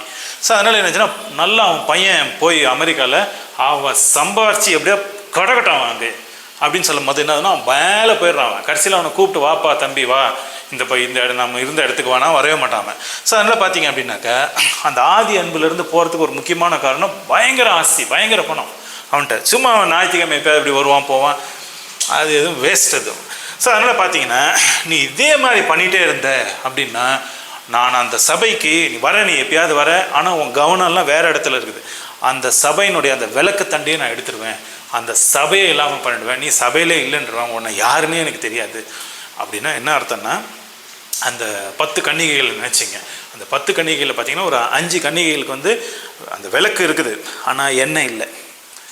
விளக்கு இருக்குதேப்பா, ஆமாங்க நான் தான் கிறிஸ்துவன் சொல்கிறேனே, நான் தான் வரேன்றேன், எப்பயாவது வரேன் நான், ஆனால் விளக்கு இருக்குது, ஆனால் எண்ணெய் இல்லை. அதுபோல் அவங்களுடைய சூழ்நிலை, ஏன்னா மனம் திரும்பலை, மாறலை, கர்த்தரோடு இல்லை அவங்க. ஸோ அதனால் பார்த்தீங்கன்னா கர்த்தருடைய அன்பு நம்ம மேலே இருக்குது. நம்ம கர்த்தர் மேலே வச்சுருக்கிறோமா அந்த அன்பு, நம்ம கர்த்தர் மேலே அன்பை வைக்க அந்த எண்ணெய் எதில் இருக்குமா, அந்த விளக்குகளை அதிகமாக இருக்குமா. ஸோ இங்கே பார்த்தீங்கன்னா அந்த விளக்கு தண்டையே நான் எடுத்துடுறேன் அப்படின்னா எப்படி நீங்கள் ஒன்றுமே வாழவே முடியாதுங்க. ஸோ அந்த விளக்கு தண்டையே போயிடுச்சுனாக்கா ஜீவ புஸ்தகத்துலேருந்து அந்த பேரே போயிடாது. ஸோ அதனால் வந்து கர்த்தர் மீது நம்ம வைக்கிற அன்பு ரொம்ப ரொம்ப ரொம்ப முக்கியம். நான் வந்து இப்போ மனைவி மீது அன்பு, பிள்ளைகள் மீது அன்பு, இது ஒரு பக்கம். ஆனால் ரொம்ப முக்கியமானது வந்து என்ன அப்படின்னா, இவர்களெல்லாம் காட்டிலும் கர்த்தர் மீது வைக்கிற அன்பு ரொம்ப முக்கியம். ஏன்னா அதனால தான் அந்த எண்ணெய் என்ன ஆகுமா, அந்த லேம்பில், அந்த விளக்கு தண்டில் எண்ணெய் உற்பத்தி ஆகும் அப்படின்றது. சரிங்களா. ஆனாலும் வந்து நீங்கள் இந்த நிக்கோலேத்தியர் செய்கிற அந்த அநியாயத்தெல்லாம் நீங்கள் எதிர்த்து நிற்கிறீங்க அப்படின்னு சொல்லி அப்படி ஒரு வார்த்தை இருக்குது அந்த 6வது வசனத்தில். இந்த நிக்கோலேத்தியர்கள் அப்படின்னு என்ன அர்த்தம், நிக்கோ அப்படின்னு என்ன அர்த்தம்னா ஒரு குரூப் இருக்குது. அந்த குரூப் வந்து என்ன பண்ணுவாங்கன்னா, இது மாதிரி சபைக்கு போகாத, வேலைக்கு வா, கர்த்தருக்கு விரோதமாகவே இருப்பாங்களா அவங்க. ஸோ அவங்க பார்த்தீங்கன்னாக்கா அவங்களுக்கு வந்து நல்ல ஒரு பவர், ஒரு அந்தஸ்து இருக்குமா, ஒரு அந்தஸ்து. ஸோ இப்போதைக்கு பவர் அந்தஸ்து யாருக்கிட்ட இருக்குது, உலகத்தான்கிட்ட இருக்குது. ஸோ அதனால் வந்து இந்த உலகத்தான் சொல்கிறதுக்கெல்லாம் ஆமாம், உலகத்தான் சொல்கிறான் நீ ஞாயிற்றுக்கிழமை வரணும், ஆமாம், உலகத்தான் சொல்கிறான் இது போல், இல்லைன்னா ஞாயிற்றுக்கிழமை சம்பாதிக்கணும் அப்படின்னு சொல்லி சில பேர் இந்த சபைக்கு போகாமல் நீ இந்த காரியத்தை பண்ணு அது பண்ணு. ஸோ அதனால் பார்த்தீங்கன்னா இந்த உலகத்தை ஆளுகிறான் பாருங்கள் அந்த பிசாசு, அவன் கையில் இருக்கிற அந்த பவர் வந்து என்னென்னா அவனுக்கு இணங்கி போகிறதான் அந்த பவருக்கு. யாரோ ஒரு நபர் அவர் சொல்கிறதுக்கெல்லாம் அப்படியே செய்கிறாங்க. அதுக்கு பேர் தான் நிக்கோ அப்படின்னு பேர். நிக்கோ இல்லைன்னா நைக் எல்லாம் சொல்லுவீங்க இல்லைங்களா, அந்த ஃபுட்பாலுக்கெல்லாம் அந்த நைக் அந்த ஷூலாம் யூஸ் பண்ணுவாங்க பாருங்கள், நைக். ஆனால் அது போட்டோம்னா ஒரு பவர், அந்த பால் அடிச்சிங்கன்னா உடனே கோல் போவோம் அப்படின்னு பாருங்கள். அது மாதிரி நிக்கோ இல்லைன்னா நைக் அப்படின்னா பவர் இருக்கிறவங்க, அந்தஸ்து இருக்கிறவங்க. ஆனால் பவர் ஆக்சுவலாக யாருக்கு அதிகமாக இருக்குது, நம்ம கர்த்தருக்கு தான் அதிகமாக இருக்குது. நீ கர்த்தரை விட்டு என்ன பண்ணுற, யாரோ ஒருத்தனுக்கு எதுக்கோ ஒருத்தனுக்கு சலாம் அடிச்சிருந்தீனாக்கா அதுக்கு போச்சாது. அதுக்கு பேர் தான் நிக்கோன்னு பேர். லைட்டன்ஸ் அப்படின்னாக்கா அது ஒரு குரூப். ஸோ அதனால் அது ஒரு ஜனம். ஸோ பவரை யூஸ் பண்ணி ஒரு ஜனத்தை அப்படி கீழே வைக்கிறது, ஒரு பவரை யூஸ் பண்ணி கீழே ஒரு ஜனம், ஒரு பவரை யூஸ் பண்ணி ஒரு கூட்டத்தார் அவங்க பேச்சை கேட்டு அந்த கூட்டத்தில் சேர்ந்து என்ன பண்ணுறான், பணத்துக்காகவும் ஸோ ஏதோ வேற ஒரு காரியத்துக்காகவும் அப்படி நீ போய் செய்யாத அப்படின்னு சொல்லி. ஸோ அந்த மாதிரி பார்த்தீங்கன்னா இந்த டர்க்கி தேசத்தில் பார்த்தீங்கன்னா ஏதோ ஒரு காரியத்துக்காக நீ முன்ன வைக்காத, அந்த ஆளுக்காக அவனுக்கு பயந்துன்னு அந்த மாதிரி பண்ணாத, ஆனாலும் நீ அவனை வெறுக்கிற அப்படின்னு தெரியும் எனக்கு, அதனால் இந்த காரியத்தில் நீங்கள் உஷாராக இருக்கு. ஸோ இதனுடைய ஃபைனல் இது என்ன அப்படின்னு சொல்லி பார்த்தீங்க அப்படின்னாக்கா, நான் வெறுக்கிற நிக்கோலேயா மதஸ்தரின் கிரியைகளை நீயும் வெறுக்கிறாய், இது உன்னிடத்தில் உண்டு அப்படின்னு சொல்லி எபேசு சபையை பார்த்து அவர் சொல்கிறார். 7வது வசனத்தில் பார்த்தீங்கன்னா இதான் கன்க்ளூஷன் இந்த சபைக்கு. ஆவியானவர் சபைகளுக்கு சொல்லுகிறதை காதுள்ளவன் கேட்க கடவன். அப்போ எண்ணெய் இருக்கணும் விளக்கில், அப்போ தான் காது கேட்கும். ஜெயங்கொள்ளுகிறவன் எவனோ அவனுக்கு தேவனுடைய பரதேசியின் மத்தியில் இருக்கிற ஜீவ விருட்சத்தின் கனியை புசிக்க கொடுப்பேன். ஸோ நீ வந்து இறந்துக்கிறது மேலே கீழே வந்த அப்படின்னா உனக்கு எதுவான்? ஜீவ விருட்சத்தின் கனி உனக்கு கொடுக்கும். ஸோ இங்கே பார்த்தீங்க அப்படின்னா இந்த நிக்கோலேட்டன்ஸ் அப்படின்றத வந்து நம்ம இந்த காலகட்டத்துக்கு கொண்டு வந்தீங்க அப்படின்னா நல்ல பவர் இருக்குது. அவன் சொல்கிறத அப்படியே கேட்கணும். இது யாராவது யோசிச்சிங்களா? இந்த நிக்கோலேட்டன்ஸ் அப்படின்றது வந்து என்ன அர்த்தம் அப்படின்னாக்கா அந்தி கிறிஸ்து காலகட்டத்தை பற்றி பேசப்படுகிறது. அப்படின்னு என்ன அர்த்தம் அப்படின்னாக்கா அந்த அந்தி கிறிஸ்து என்ன பண்ணுவாங்கன்னா, இந்த முதிரையை போட்டுக்கோ, இல்லைனா உன் அமௌண்ட் எல்லாம் பேங்க்கில் எல்லாம் ஃப்ரீஸ் ஆகிடும், இந்த முதிரையை போட்டுக்கோ, என்ன வழிபடு, இல்லைனா உனக்கு பூவா இல்லை, சாப்பாடு இல்லை, தண்ணி இல்லை, மாட்டிக்குவே, குழந்தைக்கு பால் கொடுக்க முடியாது, இது இல்லைன்னா உன் பணம் எல்லாம் ஃப்ரீஸ் ஆகிடும், மீறி நீ எழுத்து பேசுனீன்னா உன்னை தலையை வெட்டிடுவோம் நான் அப்படின்றது தான் இந்த காலகட்டத்தில். ஸோ அதனால் வந்து என்னென்னா, இது போல் இருக்கிற அந்த நபரை நீ எழுத்து நிற்கிற, அந்த அந்தி கிறிஸ்துவை குறித்து நீ எழுத்து நிற்கிறேன், நானும் எழுத்து நிற்கிறேன் அப்படின்ற ஒரு காரியத்தை வந்து இங்கே வந்து தீர்க்க தரிசன கண்ணோட்டத்தில் அந்த நாட்களில் இருந்த அந்த நிக்கோலேட்டன்ஸ், இது போல் நல்ல பவர் வச்சுருக்கிற அந்த குரூப்பு, அதே போல் வருங்காலத்துலேயும் பவரோடு இருக்கிற ஒரு குரூப்பு பேர் தான் வந்து அந்தி கிறிஸ்துனுடைய ஒரு குரூப்பு. அந்த அந்தி கிறிஸ்து நார்த்தில் இருந்து, தானியல் சொல்கிறார் பாருங்கள், வடப்பகுதியிலேருந்து அவன் எழும்புவான். அதாவது டர்க்கி ஈரானுடைய வாருக்கு பிறகு அதிலிருந்து என்ன பண்ணுவான்னாக்கா ஒரு சிறு கொம்பு ஒன்று எழும்புமா. அதுதான் வந்து இங்கேருந்து தான் எழும்புதான், அது நார்த்திலேருந்து, அதாவது சிரியா, ஈராக்கினுடைய மேல் பகுதி, இந்த பகுதியிலேருந்து தான் அவன் எழும்புவானா. குறிப்பாக வந்து டர்க்கி அப்படின்னு சொல்லி எல்லாம் கருதப்படுகிறது. ஸோ இதுலேருந்து பார்த்தீங்க அப்படின்னா அவனுக்கு விரோதமாக நீ நிற்கிற அப்படின்றத இந்த காரியத்தை நான் பெருமைப்படுறேன் அப்படின்னு சொல்லி. ஆனால் முக்கியமான காரியம் என்ன? மனம் திரும்பிடுப்பா, மனம் திரும்பிடு அப்படின்னு சொல்லி அந்த எபேசர் பட்டணத்துக்கு கர்த்தர் வந்து ஒரு வேண்டுகோள் இல்லைன்னா ஒரு ரிக்வஸ்ட் ஒன்று கொடுக்குறாரு. அடுத்து பார்த்தீங்க அப்படின்னாக்கா ஸ்மிர்னா. இந்த ஸ்மிர்னா அப்படின்ற ஒரு பட்டணத்துக்கு வந்து இப்போதைய டர்க்கியில் உள்ள அந்த பேர் என்ன அப்படின்னாக்கா, மாடர்ன் நேம் பார்த்தீங்கன்னா இஸ்மீர் அப்படின்னு சொல்லி. ஸோ இந்த ஸ்மிர்னா அப்படின்ற இதை பார்த்தீங்க அப்படின்னாக்கா இந்த நாட்களில் பார்த்தீங்க அப்படின்னா டர்க்கி தேசத்தில் பார்த்தீங்கன்னா மொத்தம் 20,000 பேர் யூதர்கள் அங்கே இருக்கிறாங்களாம். ஸோ டர்க்கி தேசத்தில் இப்போது 20,000 பேர் இருக்கிறாங்க. சரிங்களா? டர்க்கியிலிருந்து வந்த யூதர்கள் நிறைய பேராம். 1948 எப்படி இஸ்ரேல் தேசம்லாம் உருவாச்சு பாருங்கள். அந்த நேரத்தில் அந்த நாட்களில் பார்த்தீங்கன்னா டர்க்கியிலேருந்து நிறைய யூதர்கள் வந்தாங்க. சிரியாவிலேருந்து சிரியன் ஜூஸ் எல்லாம் உள்ளே வந்தாங்களாம். டர்க்கி ஜூஸ் எல்லாம் எல்லாமே கீழே இறங்கி வந்தாங்களாம். ஸோ இந்த இஸ்ரேலுக்குள்ளே வந்தாங்களாம். ஸோ இந்த இஸ்ரேலுக்குள்ளே வந்தாங்க, அதாவது இந்த இஸ்ரேலுக்குள்ளே வந்தாங்க அப்படின்னு பார்த்தீங்கன்னா, இந்த இஸ்ரேலுக்குள்ளே வந்தாங்க, எல்லாம் இந்த பட்டணத்துக்குள்ளே வந்தாங்க அப்படின்னு சொல்லி பார்த்தீங்கன்னா, ஏன் சில பேர் அங்கேயே தங்கிட்டாங்கன்னா, ஒரு 20,000 பேர் இன்றைக்கி பார்த்தீங்கன்னா அங்கேயே தங்கிட்டாங்களாம். பார்த்தீங்கன்னா அந்த நாட்களில் பார்த்தீங்கன்னா ஒரு 80,000 பேர் இருந்தாங்கன்னா, அதுக்கப்புறமா அப்படியே படிப்படியாக பார்த்தீங்கன்னா இப்போ பார்த்தீங்கன்னா ஒரு 20,000 பேர் டர்க்கியில் இன்றைக்கி இருக்காங்க ஃபேமிலியை நடத்திட்டு.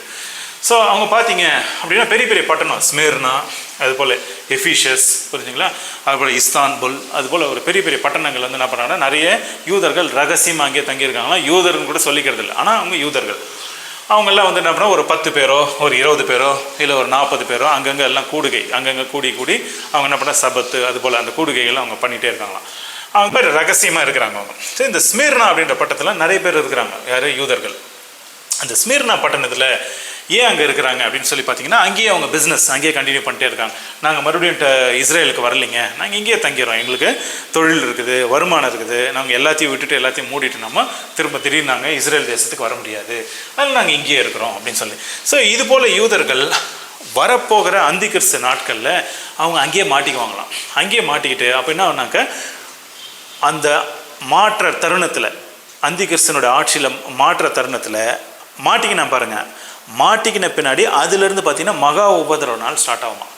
அந்த மகா உபதிரவ நாட்கள் ஸ்டார்ட் ஆகிறதுக்கு ஜஸ்ட் முன்னாடி பார்த்தீங்கன்னா உபதிரவ நாட்கள்லேருந்து மகா உபதிரவ நாட்கள் அப்படின்னு சொல்லி வருது. அதை தான் வந்து இங்கே பார்த்தீங்கன்னா இந்த ஸ்மிர்னால இருக்கிற யூத ஜனங்களே, உங்களுக்கு உபதிரவம் இருக்குன்னு எனக்கு தெரியும், நீ கஷ்டத்தில் தான் இருக்கிற, ஆல்ரெடி உபதிரவத்தில் இருக்கிற, நீ உபதிரவத்தில் இருக்கிற, அப்புறம் அந்தி கிறிஸ்து மகா உபதிரவ நாட்கள், அது இன்னும் ஒரு 3.5 வருஷம், அதுக்குள்ளே நீ போகிற, நீ உபதிரவத்தில் இருக்கிறன்னு எனக்கு தெரியும். ஸோ ஸ்மிர்னா அப்படின்ற அந்த பட்டணத்தில், டர்க்கியில் இருக்கிற அந்த பட்டணத்தில், அதாவது இஸ்மீர் அப்படின்ற அந்த பட்டணத்தில் தங்கி கொண்டு இருக்கிற யூதர்களுடைய அந்த உபதிரவ நாட்களை குறித்து நான் அறிவேன் அப்படின்னா என்ன அர்த்தம்னாக்கா, இந்த தரிசனம் பார்த்தீங்கன்னா இந்த பாத்மஸ்லேருந்து எழுதுறாரு பாருங்க யோவான், இந்த தரிசனத்தை பார்த்தீங்க அப்படின்னாக்கா அவர் வந்து கடைசி நாட்கள் வந்துட்டு இருக்கிறார். அவர் 2000 வருஷம் தள்ளி அந்த தரிசனத்தை பார்க்குறாரு. பார்த்துட்டு அந்த உபதிரவ நாட்களில் அந்த யூத ஜனங்க இருக்கிறாங்க பாருங்க, அங்கேருந்து போக முடியாமல் எல்லாம் அவங்க கைகளெல்லாம் கட்டிட்டு வாயெல்லாம் கட்டி அவங்கள பிடிச்சி ஒரு இடத்துல உட்கார வச்சு ஒரு ஜெயிலில் உட்கார வச்சுட்டு அவங்க உள்ள அண்டர் கிரவுண்டில் அதுக்கு ஒரு குரூப்புக்கு ஒரு ஆளை போடுறாங்க. அந்த குரூப்புக்கு ஒரு ஆள் பேர் தான் என்ன அர்த்தம்னா மெசஞ்சர், அவர் தான் ஹெட்டு. புரியல? அந்த மெசஞ்சர் ஹெட்டுக்கு வந்து என்னன்னா ஒரு சுருளை வந்து என்ன பண்ணுறாங்க, இந்த மாதிரி கொடுக்குறாங்க. சுருளை கொடுத்து படிப்பா, ஸ்மிர்னா அப்படின்ற பட்டணத்தில் இங்கே தங்கி இருக்கிற யூதர்கள் முன்கூட்டியே யோவான் அப்போஸ்தலர்னால எழுதப்பட்ட ஒரு தீர்க்க தரிசனம் இதை படி அப்படின்னு சொல்லிட்டு. ஸோ அந்த குழுக்கு, அதாவது அந்த சபைக்கு, அந்த கூட்டத்துக்கு, அந்த யூதர்களுக்கு என்னுடைய கூட்டத்தினுடைய ஹெட் வந்து படிக்கிறார். அப்படி ஸ்மிர்னா படிக்கும் போது ஸ்மிர்னா சபைக்கு என்ன கர்த்தர் எழுதியிருக்கிறார், முன்னாடி ஒரு லெட்டர் ஒன்று இருக்குது அப்படின்னு சொல்லிட்டு அவங்க படிக்கிறாங்க. அப்படி படித்து பார்க்கும்போது தான் பார்த்தீங்கன்னா 9வது வசனத்தில் என்ன எழுதியிருக்கு அப்படின்னா, அவர்களுடைய உபதிரவத்தை நான் அறிவேன். அவங்க ஏழை தான், ஏழ்மையான ஜனங்க. ஏழ்மையான ஜனங்க அப்படின்னு நடத்துனா அவங்க வந்து பொருள் அவ்வளோவா இல்லை, பொருட்கள் இல்லை, பெரிய பெரிய உயர்தரமான காரு வசதி பங்களா அதெல்லாம் இல்லை. ஆனால் ஆவிக்குரிய ரீதியாக பார்த்தீங்கன்னா அவங்க ரொம்ப பெரிய பணக்கார். ஸோ நான் இப்போ தான் கொஞ்சம் நேரத்துக்கு முன்னாடி சொன்னேன், இந்த கதை ஞாபகம் வச்சுங்க. பணக்காரன் அப்படின்னாக்கா பெரிய பணக்காரனா ஆவிக்குரிய ரீதியாக ஏழ்மையாக இருப்பான். ஆவிக்குரிய ரீதியாக அவன் வந்து பணக்காரன் ஆகிட்டான் அப்படின்னு பார்த்தீங்கன்னா பொருளாதார ரீதியாக அவன் ஏழ்மையாக இருப்பான். ஸோ பொருளாதார ரீதியாக நீ ஏழ்மையாக இருக்கிற, ஆனால் ஆவிக்குரிய ரீதியாக நீ பணக்காரனாக இருக்கிற அப்படின்னு சொல்லிட்டு அவங்க என்ன சொல்கிறாங்கன்னா, அவங்களெல்லாம் கட்டி போட்டு எல்லாம் உள்ளே வச்சுருக்கிறாங்க பாருங்கள். அவங்களாம் என்ன சொல்கிறாங்க, நாங்களும் யூதர் தான்ப்பா, நீங்கள் யூதர்களாக வந்து இருந்தீங்க, நானும் யூதர் மாதிரி தான், நாங்களும் வந்து அதே அப்ரஹாம் வழியில் தான் வந்தோம், நாங்களும் அதே தான் ஃபாலோ பண்ணுறோம், நாங்கள் ஒரு வேறு லைனில் ஃபாலோ பண்ணுறோம், அமைதியாக இரணி அப்படின்னு சொல்கிறாங்க. ஆனால் அவர்கள் யூதர் அல்ல, நீங்கள் அவங்களுக்கு கீழே இருக்கிறீங்க. அவங்களாம் வந்து என்ன பண்ணுறாங்க, அந்த உபதிரவ நாட்களில் நீங்கள் சிக்கிக்கின்னு மாட்டிக்கின்னு இந்த இடத்துல ஒரு 20,000 பேர் இருக்கிறீங்க பாருங்கள். அந்த 20,000 பேர் பிரித்து என்ன பண்ணுறான், அந்த 7 பட்டணங்களில் அங்கங்கே வைக்கிறான். அந்த 7 பட்டணங்களில் வைக்கும் போது ஒரு குரூப் அங்கே இருக்குது. என்ன பண்ணால், ஆதி அன்பை நீ விட்டு விலகின, ஆதி அன்பு நீ நல்ல அன்பாக இருந்திருக்கணும், அதுதான் உன் மேலே எனக்கு குறை அப்படின்றார். ஸ்மிர்னா சபைக்கு அப்படின்னு சொல்லி வந்தீங்க அப்படின்னா, நீ வந்து கடைசியில் ஒரு சினகோக் ஆஃப் சேட்டன், அதாவது பிசாசனுடைய ஒரு சினகோகில், அதாவது அவங்களுடைய குழுவில் நீ அவனுக்கு கீழே இருக்கிற அப்படின்னு சொல்லி அர்த்தம். சரி, அவங்க யாரு கீழே இருக்கிறாங்க அந்த யூதர்கள் அப்படின்னு சொல்லி பார்த்தீங்கன்னா, பிசாசனுடைய பிசாசு கீழே இருக்கிறாங்க பாருங்கள், அசிஸ்டன்ட்ஸ். அவங்கெல்லாம் ஒரு லீடர். அந்த லீடருக்கு கீழே பார்த்தீங்கன்னா ஒரு 10 யூதர். நீ கொஞ்சம் பார்த்தா மெலிசாகிற, நீ ஒரு 2 யூதரை மேய். நீ பார்த்தா ரொம்ப இதுவாகிற, நீ ஒரு யூதரை மேய். நீ கொஞ்சம் நல்லா திறமையாகிறப்பா, நீ ஒரு 10 பேரை வச்சுக்க அப்படின்னு சொல்லிட்டு அந்த ஒரு குரூப்புக்கு ஒரு லீடரை குறித்து அவங்களெல்லாம் கட்டி போட்டு உள்ளே வச்சுட்டு அவங்க என்ன பண்ணுறாங்க, அங்கே உபதிரவத்தை அனுபவிச்சுட்டு இருக்காங்க. அந்த உபதிரவம்லாம் முடிகிறதுக்கு எவ்வளோ நாள் ஆகும், தோராயமாக 3.5 வருஷம், அதாவது 42 மாதங்கள் அப்படின்னு சொல்லி வெளிப்படுத்தின விசேஷத்தில் எழுதப்பட்டிருக்கு. ஸோ பார்த்தீங்கன்னா அது வரலும் அவங்களுக்கு கீழே இருக்கிறாங்க. அவங்களாம் யார் அப்படின்னா, பிசாசனுடைய அந்த கூட்டத்தில் இருக்கிற ஹெட். அவங்கெல்லாம் கீழே இருக்கிறவங்க அந்த பிசாசனுடைய கண்ட்ரோலில், அந்திகிறிஸ்தனுடைய கண்ட்ரோலில் இந்த யூதர்களெல்லாம் பிடிச்சி வச்சுட்டு இருக்கிறாங்க. எங்கேருந்து பிடிச்சாங்க, அதே ஊரில், டர்க்கியில். சரி, வசனம் 10 பார்த்தீங்கன்னா, நீ பயப்படாதப்பா, நீ பயப்படாத, நீ எதுக்குமே பயப்படாத, நீ என்ன நடக்க போகுது அப்படின்றதையும் பயப்படாத. என்ன மிஞ்சி உன்னை ஜெயிலில் போடுவாங்க, ஜெயிலில் போட்டு ஒரு 10 நாள் எப்படியாவது நீ கஷ்டத்தை அனுபவிப்ப. 10 நாள் உனக்கு உபதிரம் உண்டு, ஒரு ஜெயிலில் இருந்து ஒரு 10 நாள் உபதிரம் உண்டு. ஆனால் நீ வந்து முழு விசுவாசத்தோடு இரு, மரண பரியந்தமும் நீ விசுவாசத்தோடு இரு. நீ அந்த பயத்துலேயும் அவன் கொடுக்குற டார்ச்சர்லேயும் நீ முத்திரை எடுத்தே ஆகணும், இல்லை அந்தி கிறிஸ்துவ நீங்கள் வழிபடணும் அப்படின்னு சொல்லி, இல்லை நீங்கள் வந்து உனக்கு சாப்பாடே கிடையாது அப்படின்னு சொல்லி பயமுறுத்தும் போதோ, ஆனாலும் நீ விசுவாசத்தை நீ விட்டுறாத. நீ விசுவாசத்தை விடாமல் நீ பத்திரமா அந்த தருணத்தில் அந்த ஒரு 10 நாள் அதுக்கப்புறமா உன்னை ஃபினிஷ் பண்ணிவிடுவாங்க, உன்னை சாவடிச்சிருவாங்க. ஆனால் நீ சாவறதுக்கு முன்னாடி விசுவாசத்தை விட்டுட்டு, விசுவாசத்தை நழுவ விட்டுட்டு சித்துறாரு. அந்த சாவர வரல அதான் சொல்லுவாங்க பாருங்கள், எப்படியும் ஐசியூவில் ரொம்ப கிரிட்டிக்கலாக இருக்குது பேஷண்ட்டு, அது பிழைக்கிறதே ரொம்ப கஷ்டம். எல்லா டாக்டர்களும் சொல்கிறாங்க, எல்லோரும் அப்படி தான், இப்போ அவங்க கூட இருக்கிறவங்களும் பார்க்குறாங்க. ஆனாலும் அந்த மாதிரி ஒரு ரொம்ப கிரிட்டிக்கலாக இருக்கும் போதோ ஐசியூவில் பயப்படாத. செத்தாலும் பரவாயில்ல, செத்தாலும் கூட பரவாயில்ல, ஆனால் நீ என்ன பண்ணுற, கர்த்தரே என்னை இந்த மாதிரி பண்ணிட்டீங்களே, என்னை இது போல் ஒரு சூழ்நிலைக்கு கொண்டு வந்துட்டீங்களே, எனக்கு ஸ்ட்ரோக் அடிச்சிடுச்சு, இல்லை எனக்கு அதிகமான சர்க்கரை ஆகிப்போச்சு, இல்லை அதிகமான பிபி ஆகிப்போச்சு, எனக்கு உள்ள ஸ்டென்ட்டெல்லாம் வைக்கிற மாதிரி ஒரு நிலவரம் ஆகிப்போச்சு, நான் ஐசியூவில் இருக்கிறேனே, அதனால் நீங்கள் எனக்கு இந்த மாதிரி பண்ணிட்டீங்களே, நான் உங்கள் மேலே விசுவாசத்தை நான் விட்டுறேன், நீங்கள் இல்லை நான் நம்ப மாட்டேன் அப்படின்னு சொல்லி அது போல் ஒரு அவநம்பிக்கையை நீங்கள் உங்கள் மனசில் நீங்கள் வளர்த்துக்கினீங்கன்னா அது ரொம்ப ரொம்ப டேஞ்சரஸ். அவநம்பிக்கை, விசுவாசத்தை நழுவுறது, அவிசுவாசமாக பேசுறது. கர்த்தர் செய்கிறாரோ செய்யல, விசுவாசமாக பேசு. அவிசுவாசமாக பேசி பேசி பேசி பேசி என்ன பிரயோஜனம்? ஸோ அந்த மாதிரி நீ இருந்துடாத. அதனால வந்து பி ஃபெய்த்ஃபுல் அன்டு டெத். நீ மரண பரியந்தமும் விசுவாசமாக இரு. அதுபோல் நீ விசுவாசமாக இருந்து மரித்து, ஏன்னா சிலர் வந்து மரிக்கணும் அப்படின்னு சொல்லி முன்குறித்து எழுதப்பட்டிருக்கு. அதுபோல் அவங்க இரத்த சாட்சியாக மரித்த பிறகு அவங்க பரலோகத்துக்கு வராங்க பாருங்கள். அதாவது என்ன சொல்லுவாங்க பாருங்கள், கழுத்தில் கத்தியை வச்சான்னு வச்சுங்க, உடனே அடுத்த செகண்ட் பார்த்தீங்கன்னா பரலோகத்தில் இருப்பீங்க. அப்போ பரலோகத்தில் என்ன இருக்கும்? உங்களுக்கு ஜீவ கிரீடத்தை கர்த்தர் கொடுப்பாராம். ஆனால் நீ இந்த மாதிரி கத்திலாம் வைக்க வரானே, ஏன்னா இது போல் ஒரு யூதர்கள் இது போல் டார்ச்சர் ஆகிப்போச்சு. யாரோ ஒரு அந்நிய ஜனங்க என்னை டர்க்கியில் இது போல் இந்த ஸ்மிர்னா சபையில் போட்டு என்னை போட்டு வாட்டுறானே, அதை என்ன சொல்கிறாங்களே, அவனை என்னை போட்டு சித்திரவதை பண்ணுறானே அப்படின்னும் போதோ, இதனால் நான் கர்த்தரை நான் வெறுக்கிறேன். மோசேயோடு பேசின அந்த கர்த்தரை நான் வெறுக்கிறேன். பழைய ஏற்பாடு கர்த்தரை நான் வெறுக்கிறேன். புதிய ஏற்பாடு கர்த்தரை நான் நம்ப மாட்டேன். மெஸ்ஸியா இல்லை அப்படின்லாம் சொல்லி அந்த அவநம்பிக்கையை நீங்கள் வளர்த்துக்கினீங்க அப்படின்னா அது ஒரு பெரிய பிரச்சனையை கொண்டு வந்துடும். நீ மரணம் அதாவது மரணத்தை சந்தித்த பிறகு, இல்லைன்னா நீ உயிர் வாழ்கிறதுக்கு நான் பரவாயில்ல அந்தி கிறிஸ்துவை ஏற்றுக்கிறேன் அப்படின்னு சொல்லி அந்தி கிறிஸ்துவனுடைய முதிரை எடுத்துனாலும் உன்னுடைய பேர் ஜீவ புஸ்தகத்திலேருந்து பேர் எடுக்கப்படும், அழிக்கப்படும் அப்படின்னு சொல்லி. ஸோ ஜீவகிரடம் உனக்கு கிடையாது. ஸோ ஜீவகிரடம் அப்படின்னு சொல்லி அப்படி வைக்கிறீங்க. எங்களையே அந்த மாதிரி சத்தாய்க்கணும் அப்படின்னா இது போல் அந்த உபதிரவ நாட்கள் முன்குறிக்கப்பட்டு எழுதப்பட்டிருக்கு. அதனால தான் நம்ம இந்த பைபிள் ஸ்டடி பண்ணுறோம்.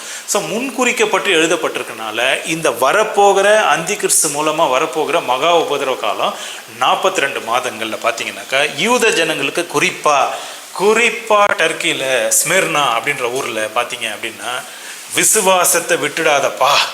நமக்கு என்னங்க லெசன் அப்படின்னா, நம்ம ஒரு சூழ்நிலையில் இருக்கிறோம், ஏதோ ஒரு பெரிய ஒரு வியாதி படுக்கையில் இருக்கிறோம், இல்லை ஏதோ ஒரு பெரிய லாஸு, பிஸ்னஸில் லாஸு, இல்லை ஆரோக்கியத்தில் ஏதோ ஆகிப்போச்சு, இல்லை ஒரு பெரிய பிரிவு ஏதோ ஒன்று ஆகிப்போச்சு. ஸோ அதுபோல் இருக்கும்போது நீ விசுவாசத்தை விட்டு விலகாத. நீ பட்னி இருந்து செத்தா கூட பரவாயில்ல, விசுவாசத்தோடு இறந்து போ, விசுவாசத்தை விட்டு விடாத அப்படின்றது தான் இந்த முக்கியமான இந்த 10வது வசனத்தில் முக்கியமான ஒரு வேண்டுகோள், ஒரு ரிக்வஸ்ட். இயேசு கிறிஸ்து எல்லாருக்கும், நீங்கள் இந்த ப்ரோக்ராம் பார்க்குறீங்க பாருங்கள், விசுவாசத்தை விட்டுடாத, கர்த்தர் மீது அந்த விசுவாசத்தை விட்டுடாத. அடுத்த சபை பார்த்தீங்க அப்படின்னாக்கா பெர்கமாம் சபை. இந்த பெர்கமாம் சபை பார்த்தீங்க அப்படின்னாக்கா கர்த்தர் இன்ட்ரோடக்ஷன்லேயே பயங்கரமாக இருக்குது. அது பெர்கமாமே வந்து வேறு ரேஞ்சில் இருக்குதுன்றாங்க பாருங்கள். அந்த மாதிரி வேறு ரேஞ்சிலேருந்து இந்த ஆரம்பமே பயங்கரமாக இருக்குது. நான் அதை படிக்கிறேன் பாருங்கள். ஸோ அதாவது ஸ்மிர்னா சபை 2வது அதிகாரத்தில் 9வது வசனம். பெர்கமாம் 12வது வசனம். பெர்கமு சபையின் தூதனுக்கு நீ எழுத வேண்டியது என்னவெனில், இருபுறம் கருக்குள்ள பட்டயத்தை உடையவர் சொல்லுகிறதாவது. இருபுறம் கருக்குள்ள பட்டயத்தை இப்போதான் நம்ம வெளிப்படுத்தின விசேஷம் 1வது அதிகாரத்தில் 16வது வசனத்தில் பார்த்தோம். இருபுறம் கருக்குள்ள பட்டயத்தோட யோவான் அங்கே அந்த ஜெயிலில் இங்கே பாத்மஸ் தீவில் இருக்கும் பொழுதோ அந்த இருபுறம் கருக்குள்ள பட்டயத்தோடு அவர் வந்து நிற்கிறார். அப்படி வந்து நிற்கிது. அப்படி நிற்குமா கையில் இந்த பக்கம் 7 நட்சத்திரங்கள், 7 பேர், இந்த 7 டீமை கண்ட்ரோல் பண்ணுற ஒரு 7 நபர்கள் அப்படி கையில் வச்சுருக்காரு. அந்த நபர்கள் அப்படி பண்ணாருன்னா போயிடுச்சு, அவ்வளோதான். ஸோ அந்த 7 நபர்கள் அப்படி கையில் வச்சுருக்காரு. அப்புறம் இந்த 7 குத்து விளக்குக்குள்ளே சுற்றி வராரு. இந்த 7 குத்து விளக்குள்ளே சுற்றி வராருனாக்கா எந்த ஆத்மா அவிசுவாசமாக பேசி சாவுது பாருங்கள், அந்த குத்து விளக்குலேருந்து அப்படியே கீழே இறங்கும், புரிஞ்சுங்களா, நரகத்துக்கு போகும்னு அர்த்தம். ஸோ இந்த பக்கம் இப்படி இருக்காரு, ஸோ இந்த பக்கம் அப்படி இருக்குது. ஸோ அந்த அருவாள் அந்த கத்தியோடு அப்படி வந்து நிற்கும் பொழுதோ எப்படி இருக்கும் பாருங்கள் அது. ஸோ இதுதான் இன்ட்ரோடக்ஷனு. இதில் 12வது வசனம் வெளிப்படுத்தின விசேஷம் 2:12. 13 நான் வாசிக்கிறேன் பாருங்கள். உன் கிரியையும் சாத்தானுடைய சிங்காசனம் இருக்கிற இடத்தில் நீ குடிக்கொண்டு இருக்கிற, அதான் அவன் இருக்கிற இடம் பெர்கமாம் அப்படின்றது வந்து என்னென்னா சாத்தான் இருக்கிற இடமா. ஸோ சாத்தான் இருக்கிற இடம் அப்படின்னா சாத்தானுடைய அட்ரஸை இங்கே கொடுத்துட்றாங்க. என்ன அட்ரஸ் அப்படின்னா சாத்தான் இருக்கிறான் அப்படின்னு. என்னங்க ஊர்? பெர்கமாம். பெர்கமாம் எங்கெங்க இருக்குது? பெர்கமா அப்படின்ற இப்போதைய ஊர் பேர். அது டர்க்கியில் அது இருக்குது. அது எங்கே இருக்குனாக்கா இந்த எல்லா சபைக்கும் நார்த்தில் வடப்பகுதியில் பார்த்தீங்கன்னா டிப்பில் பார்த்தீங்கன்னா அங்கே இருக்கிறதுக்கு பேர் தான் வந்து பெர்கமம். அந்த பிசாசு குடி கொண்டு இருக்கிற இடம் அங்கே தானா. ஸோ அங்கேருந்து தான் அவன் எல்லாமே பிளான் பண்ணுறானா. ஸோ பிசாசு குடி கொண்டு இருக்கிறான் அப்படின்னா என்ன அர்த்தம் அப்படின்னாக்கா அந்தி கிறிஸ்து குடி கொண்டு இருக்கிறான். அந்தி கிறிஸ்துனுடைய ஆட்சி அங்கே இருக்குது. அந்தி கிறிஸ்துனுடைய பவர், பிசாசுனுடைய பவர் அங்கே இருக்குது. ஏங்க அந்தி கிறிஸ்து அப்புறமா பிசாசு அப்படின்றீங்க, அது என்ன அர்த்தம் அப்படின்னு சொல்லி பார்த்தீங்கன்னா ஆதியாகமம் 3வது அதிகாரம் 15வது வசனம் பார்த்தீங்கன்னா அதில் பார்த்தீங்கன்னா பிசாசனுடைய விந்து, அந்த ஆதி சர்ப்பத்தினுடைய விந்து, அதுதான் வந்து அந்தி கிறிஸ்து. அதே மாதிரி ஸ்திரீனுடைய விந்து. ஸோ இந்த விந்துக்கும் இந்த விந்துக்கும் யுத்தம் உண்டாகுமா. ஸ்திரீனுடைய விந்து அப்படின்னா அது இயேசு கிறிஸ்து. பிசாசனுடைய விந்து அப்படின்னா அந்தி கிறிஸ்து. ஸோ அந்தி கிறிஸ்துக்கும் இயேசு கிறிஸ்துக்கும் கடைசி நாட்களில் சண்டை உண்டாகும் அப்படின்றதான் வந்து ஆதியாகமம் 3:15. ஸோ இங்கே பார்த்தீங்க அப்படின்னாக்கா ஸ்திரீயினுடைய விந்து அப்படின்னு பார்த்தீங்கன்னா இயேசு கிறிஸ்து. இயேசு கிறிஸ்து எதுக்கு கத்தியோடு இப்படி கீழே இறங்கி வராரு சண்டை போடுறதுக்கு? நான் வருவேன் பெர்கமாம் பட்டணத்துக்கு, நான் வந்து அங்கே வந்து நான் வச்சுக்கிறேன் உங்களை அப்படின்னு சொல்லி. ஸோ பெர்கமாம் பட்டணத்துக்கு இயேசு கிறிஸ்து வந்து அப்படின்னா என்ன அர்த்தம்? சபையெல்லாம் எடுத்துக்கொண்ட பிறகு இன்னும் யூத ஜனங்க பெர்கமாமில் கஷ்டத்தில் அந்த ஜெயிலில் உள்ள கஷ்டப்பட்டு நிற்கிறாங்க பாருங்க. அங்கே இயேசு கிறிஸ்துவே வந்து அவர்களோடன்னு என்ன அர்த்தம்னாக்கா இவங்களெல்லாம் பார்த்துக்கிறாங்க பாருங்கள். இந்த யூத ஜனங்களெல்லாம் அவங்கள வாட்டி வதச்சி ஒரு குரூப் இருக்கும் பாருங்கள். அவர்களோட வந்து வாய்க்கு வாய் வந்து தகராறு பண்ணி பேசி ஒரு தகராறு ஒன்று நடக்குமா, சண்டை ஒன்று நடக்குமா. ஸோ அந்த வார்த்தையை அவர் பயன்படுத்துவாராம். ஸோ அதனால தான் பார்த்தீங்கன்னா சிம்பாலிக்காக பார்த்தீங்கன்னா ஒரு கத்தி. ஸோ அப்படி சிம்பாலிக்காக ஒரு கத்தியை காட்டுறாங்க அப்படின்னு என்ன அர்த்தம்னாக்கா பெர்கமாமுக்கு நான் வரேன், அங்கே நான் வச்சுக்கிறேன் வேட்டு அப்படின்னு சொல்கிறார் இயேசு கிறிஸ்து. இதான் வந்து தீர்க்க தரிசனமாக எழுதியிருக்கு. நான் மறுபடியும் படிக்கிறேன் பாருங்கள். என் நாமத்தை பற்றி கொண்டு இருக்கிறதையும் சாத்தான் குடிக்கொண்டிருக்கிற இடத்திலே உங்களுக்குள்ளே எனக்கு உண்மையுள்ள சாட்சியாய் அந்திப்பா என்பவன் கொல்லப்பட்ட நாட்களிலும் என்னை பற்றும் விசுவாசத்தை நீ மறுதலையாமல் இருப்பதையும் அறிந்திருக்கிறேன். ஸோ விசுவாசத்தை நீ மறுதலையாமல் நீ இருக்கிற. இங்கே இருந்து என்ன போச்சுன்னா விசுவாசத்தை விட்டாங்க, புரிஞ்சுங்களா? விசுவாசத்தை விட்டுறாத அப்படின்றாங்க. இந்த இடத்துல பார்த்தீங்கன்னாக்கா நீ விசுவாசத்தை காத்து கொண்டு இருக்கிற, நீ எப்படியோ பெர்கமாம் இதில். ஆனால் வந்து என்னதுனாக்கா இவன் வந்து அந்த பிசாசனுடைய கூட்டம் அங்கே இருக்குது. அதாவது பிசாசு, அந்தி கிறிஸ்து கீழே இருக்கிற அந்த சோல்ஜர்ஸ் இவங்களெல்லாம் கண்ட்ரோல் பண்ணிட்டு இருக்காங்க. ஒரு பயத்தில் அப்படியே கஷ்டத்தில் இருக்கிற நீ. அப்படி கஷ்டத்தில் இருக்கும்போதும் இந்த மாதிரி ஒரு ஸ்டேட்மெண்ட். என்ன ஸ்டேட்மெண்ட் அப்படின்னு சொல்லி பார்த்தீங்கன்னா இதான், நீ என்னுடைய நாமத்தை நீ பற்றி கொண்டு இருக்கிற. ஸோ அப்ரிஷியேட் பண்ணுறாரு. என்னென்ன அப்ரிஷியேட் பண்ணுறாரு பெர்கமாமில் அந்த யூத ஜனங்களை பார்த்து, என்னுடைய நாமத்தை நீ பற்றி கொண்டு இருக்கிறப்பா, இயேசு கிறிஸ்துவின் நாமம் ஒன்று நீ பற்றி கொண்டு இருக்கிறப்பார். Very good. அடுத்து பார்த்தீங்க அப்படின்னா நீ விசுவாசத்தை நழுவ விடலை, விசுவாசத்தை நீ கைப்பற்றி நீ விசுவாசத்தோடு இருக்கிற. சரி, இயேசு கிறிஸ்துவின் மீதோ இல்லை கர்த்தர் மீதோ இல்லை உலகத்தை சிருஷ்டித்த தேவனின் மீதோ நீங்கள் விசுவாசத்தோடு இருக்கிற. Very good. என்னுடைய நாமத்தில் நீ மரியாதை கொடுத்து நீ நாமத்தை பிடிச்சிட்டு இருக்கிற நீ. ஆனால் இது எப்படி அப்படின்னாக்கா என்னுடைய நாமத்தை நீ விடலை, அதே நேரத்தில் பார்த்தீங்கன்னா என் விசுவாசத்தை நீ விடலை. இது எப்படி இருக்குது அப்படின்னா அந்த நாட்களில், அதாவது இந்த இவங்கெல்லாம் இருந்தாங்க பாருங்கள் அப்போஸ்தலர் காலத்தில், அந்த நாட்களில் பார்த்தீங்க அப்படின்னா அந்திப்பா, ஆன்டிபஸ் அப்படின்னு சொல்லிட்டு, அந்திபாஸ் இல்லைன்னா ஆன்டிபஸ். ஆன்டி அப்படின்னா டர்க்கி அப்படின்னு ஞாபகம், ஆன்டியோக் ஆன்டி அப்படின்னு புரிஞ்சுங்களா? ஆன்டிபயோட்டிக் இல்லை, இது வந்து ஆன்டிபஸ், அந்திப்பா தமிழில். ஸோ அந்திப்பா அந்த நாட்களில் வந்து எப்படி இருந்தாருன்னா, அந்த நாட்களில் அதாவது ஒரு 1900 வருஷம் 1900 இயர்ஸ்க்கு முன்னாடி பார்த்தீங்கன்னாக்கா அந்த நாட்களில் வந்து அந்திப்பா அப்படின்றவர் வந்து பார்த்தீங்க அப்படின்னா இந்த சீஷர்கள்லாம் இருந்தாங்க பாருங்கள். அவங்களெல்லாம் நல்லா போயிட்டு அவரோட பேசி அவர் என்ன பண்ணுறாரு, நல்ல ஒரு விசுவாசத்தில் வந்து அந்த அந்திப்பா வந்து என்ன பண்ணுறாருன்னா நல்ல ஒரு விசுவாசத்தில் வந்து அந்த பெர்கமாமுக்கே ஒரு பிஷப் ஆயிடுறாரு. அவர் பெர்கமாமுக்கே ஒரு பிஷப் ஆகிட்டு நல்ல கர்த்தருடைய நாமத்தை அப்படியே தைரியமாக பேசுகிறாராம் மனுஷன், தைரியமாக. அதாவது என்னத்தை, கர்த்தருடைய நாமத்தை, விசுவாசத்தை நழுவிடாமல் தைரியமாக. அந்த நாட்களில் பார்த்தீங்கன்னா ரோம ராஜ்யத்தில் வந்து சூரியனை கும்பிடு, சந்திரனை கும்பிடு, இதை கும்பிடு, அதை கும்பிடு, அதை கும்பிடு, அதெல்லாம் எதுவுமே இல்லை. அப்படி ஜனங்க அப்படி வியாதிஸ்தரங்க அப்படி வந்து நிற்கும் போது பேய் அப்படியே ஓடுதான், வியாதிங்கெல்லாம் அப்படியே அந்த வியாதிஸ்தரை விட்டு விலகு போதான். அற்புதம். கர்த்தருடைய நாமத்தில் பெரிய அடையாளத்தை கொண்டு வந்தவர், பெரிய எழுப்புதலை கொண்டு வந்தவர். அந்த நபர் தான் யார் அப்படின்னு சொல்லி பார்த்தீங்கன்னா அந்திப்பா. அவர் வந்து அந்த நாட்களில் அவர் இருந்தார். சீஷர்கள், கர்த்தருடைய சீஷர்கள் போயிட்டு அவர் இடத்துல அந்த காஸ்பல், அந்த சுவிசேஷத்தை போய் சொல்லி கிள்ளி எல்லாம் என்ன பண்ணுறாருன்னா, அவர் நல்ல ஒரு ஸ்டாண்டர்டான ஒரு நல்ல ஒரு விசுவாசி, நல்ல ஒரு பிஷப்பு, நல்ல ஒரு ஷெப்பர்டு, அவர் நல்ல ஒரு மேய்ப்பர். ஸோ அவர் பார்த்தீங்கன்னா அந்த மாதிரி இருந்தாராம். ஸோ அந்த நாட்களில் பார்த்தீங்க அப்படின்னாக்கா இவரை போய் டார்ச்சர் பண்ணி, ஒன்று நீ இதை ஏற்றுக்கணும், நீ இயேசு கிறிஸ்துவை பற்றியே சொல்லக்கூடாது அப்படின்னும் போதோ, நான் இயேசு கிறிஸ்துவை பற்றி சொல்லுவேன்ப்பா, ஆனால் அதுக்காக மரிச்சா கூட பரவாயில்ல, நீ இந்த மாதிரி டார்ச்சர் பண்ணுறேன்னு சொல்லிட்டு அது போல் என்ன ஆகுதுனாக்கா அவர் இரத்த சாட்சியாக அந்த நாட்களில் வந்து, அதாவது சீஷர்கள் பவுல் அந்த நாட்களில் வாழ்ந்த அந்த நாட்களில் வந்து அந்திப்பா வந்து இறந்து போனாராம். புரிஞ்சுங்களா? அந்திப்பா இறந்து போனார். ஸோ அந்திப்பா எங்கே இறந்து போனார்? பெர்கமாமில் இறந்து போனார். ஏன்னாங்க ரத்த சாட்சியாக மறிச்சிட்டாரு பெர்கமாம் அந்த நாட்களில். அப்படின்னா அந்த நாட்களில் இருந்தே பாடுகள் ஜாஸ்தி. டர்க்கியில் வந்து இயேசு கிறிஸ்துக்காக வைராகியமாக அந்த நாட்களில் வாழ்ந்தவங்க மறித்துட்டாங்களே அப்படின்னு சொல்லி. இந்த எபேசியர் சபையில் பார்த்தீங்க அப்படின்னா திமோத்தி மரித்திடுறார் ரத்த சாட்சியா, புரிஞ்சுங்களா? ஸ்மிர்னா அப்படின்ற அந்த ஊரில் அந்த சபையில் பார்த்தீங்க அப்படின்னா பாலிகார்ப் அப்படின்றவர், அதாவது யோவானுடைய ஒரு சீஷர், அப்போஸ்தலராகிய யோவானுடைய ஒரு சீஷர் பாலிகார்ப் வந்து ஸ்மிர்னா சபையில் ரத்த சாட்சியாக மரித்திடுறார். பெர்கமாம் அப்படின்ற அந்த பட்டணத்தில் பார்த்தீங்க அப்படின்னா ஆன்டிபஸ் இறந்து போகிறார். இறந்தாலும் பரவாயில்ல, செத்தாலும் பரவாயில்ல, நான் சாவறதுக்கு ரெடி, எல்லாரும் போய் சாவுங்க அப்படின்னு சொல்லலை. அதுபோல் ஒரு சூழ்நிலையில் இருந்தாலும் அந்த சாவுக்கு பயந்து நீங்கள் கிறிஸ்துவை தள்ளி வச்சிடாதீங்க. சாவுக்கு பயந்து கிறிஸ்துவை தள்ளி வச்சிடாதீங்க. சொந்தக்காரருக்கு பயந்து கிறிஸ்துவை தள்ளி வச்சிடாதீங்க.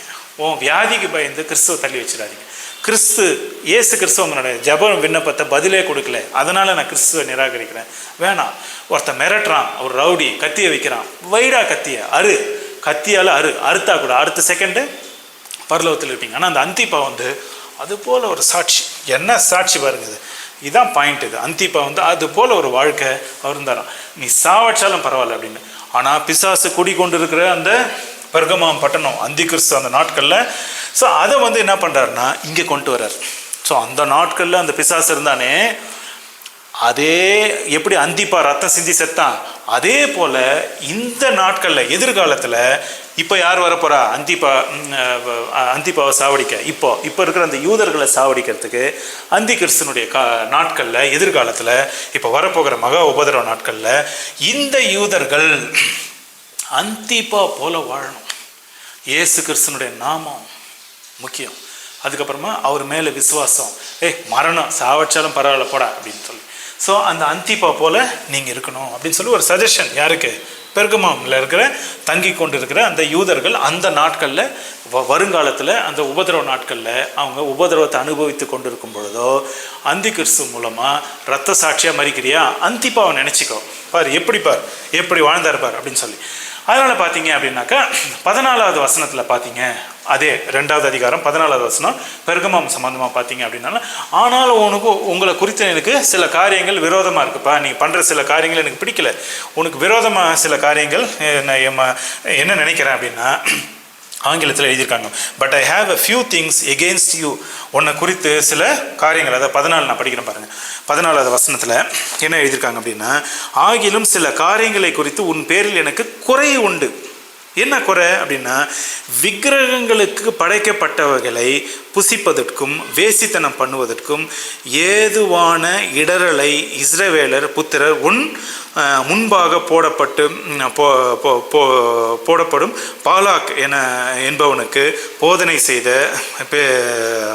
பிலேயாமனுடைய போதகத்தை கை கொள்ளுகிறவர்கள் உன்னிடத்தில் உண்டு. ஸோ இதை பார்த்தீங்க அப்படின்னாக்கா இங்கே தான் ஒரு பெரிய ஒரு டஃப்பான ஒரு போர்ஷன் வருது. என்ன டஃப்பான ஒரு போர்ஷன் அப்படின்னு பார்த்தீங்கன்னா, உன் மேலே எனக்கு ஒரு குறை உண்டு. என்ன குறை அப்படின்னாக்கா, அந்த நாட்களில், ஏன்னா நீங்கள்லாம் யூதர்கள் உங்களுக்கு தெரியும், அந்த நாட்களில் பார்த்தீங்க அப்படின்னாக்கா இந்த பாலாம் அப்படின்றவன், பாலாக் அப்படின்ற ஒரு ராஜா இருந்தாராம். பாலாக்ன்ற ராஜா வந்து எங்கே இருந்தாருனாக்கா மோவாப், இந்த இஸ்ரேல் பார்த்தீங்கன்னா இதுதான் வந்து யோர்தான் நதி. இந்த யோர்தான் நதி ஓடுது. அதுக்கப்புறமா இது டெட் சீன்னு வச்சுங்க, இதெல்லாம் ஒரு டெட் சீ. சரி, இந்த யோர்தான் நதிக்கு பக்கத்தில் தான் என்ன இருந்ததா, மோவாப் பட்டணம் இருந்தது. இந்த மோவாப் யாருன்னா லோத்தினுடைய சந்ததியார், புரிஞ்சுங்களா? மோவாப் பட்டணம். இந்த மோவாப் பட்டணத்தினுடைய ராஜா கிங் யாரு அப்படின்னு பார்த்தீங்கன்னா, அந்த கிங் தான் யாரா, மோவாப் பட்டணத்தினுடைய கிங்கு பாலாக், கிங் பாலாக் அப்படின்னு பேரா, கிங் பாலாக். இந்த கிங் பாலாக் என்ன பண்ணுறாருனாக்கா, அந்த நாட்களில் வந்து அப்படியே எழுதி வச்சிருக்காங்க தீர்க்க தரிசனமாக, இதை அப்படியே புரிஞ்சுங்க. இந்த கிங் பாலாக் வந்து என்ன பண்ணுறான்னா, இந்த பாலாம் அப்படின்றவரை வந்து என்ன பண்ணுறாங்க, இந்த பாலாம் அப்படின்றவர் வந்து இந்த டர்க்கி தேசத்தை சேர்ந்தவராம். இந்த பாலாம் அப்படின்ற ஒரு தீர்க்கதரிசி வந்து இந்த டர்க்கி தேசத்தில் வாழ்ந்தவர். அவர் யார்? பாலாம்.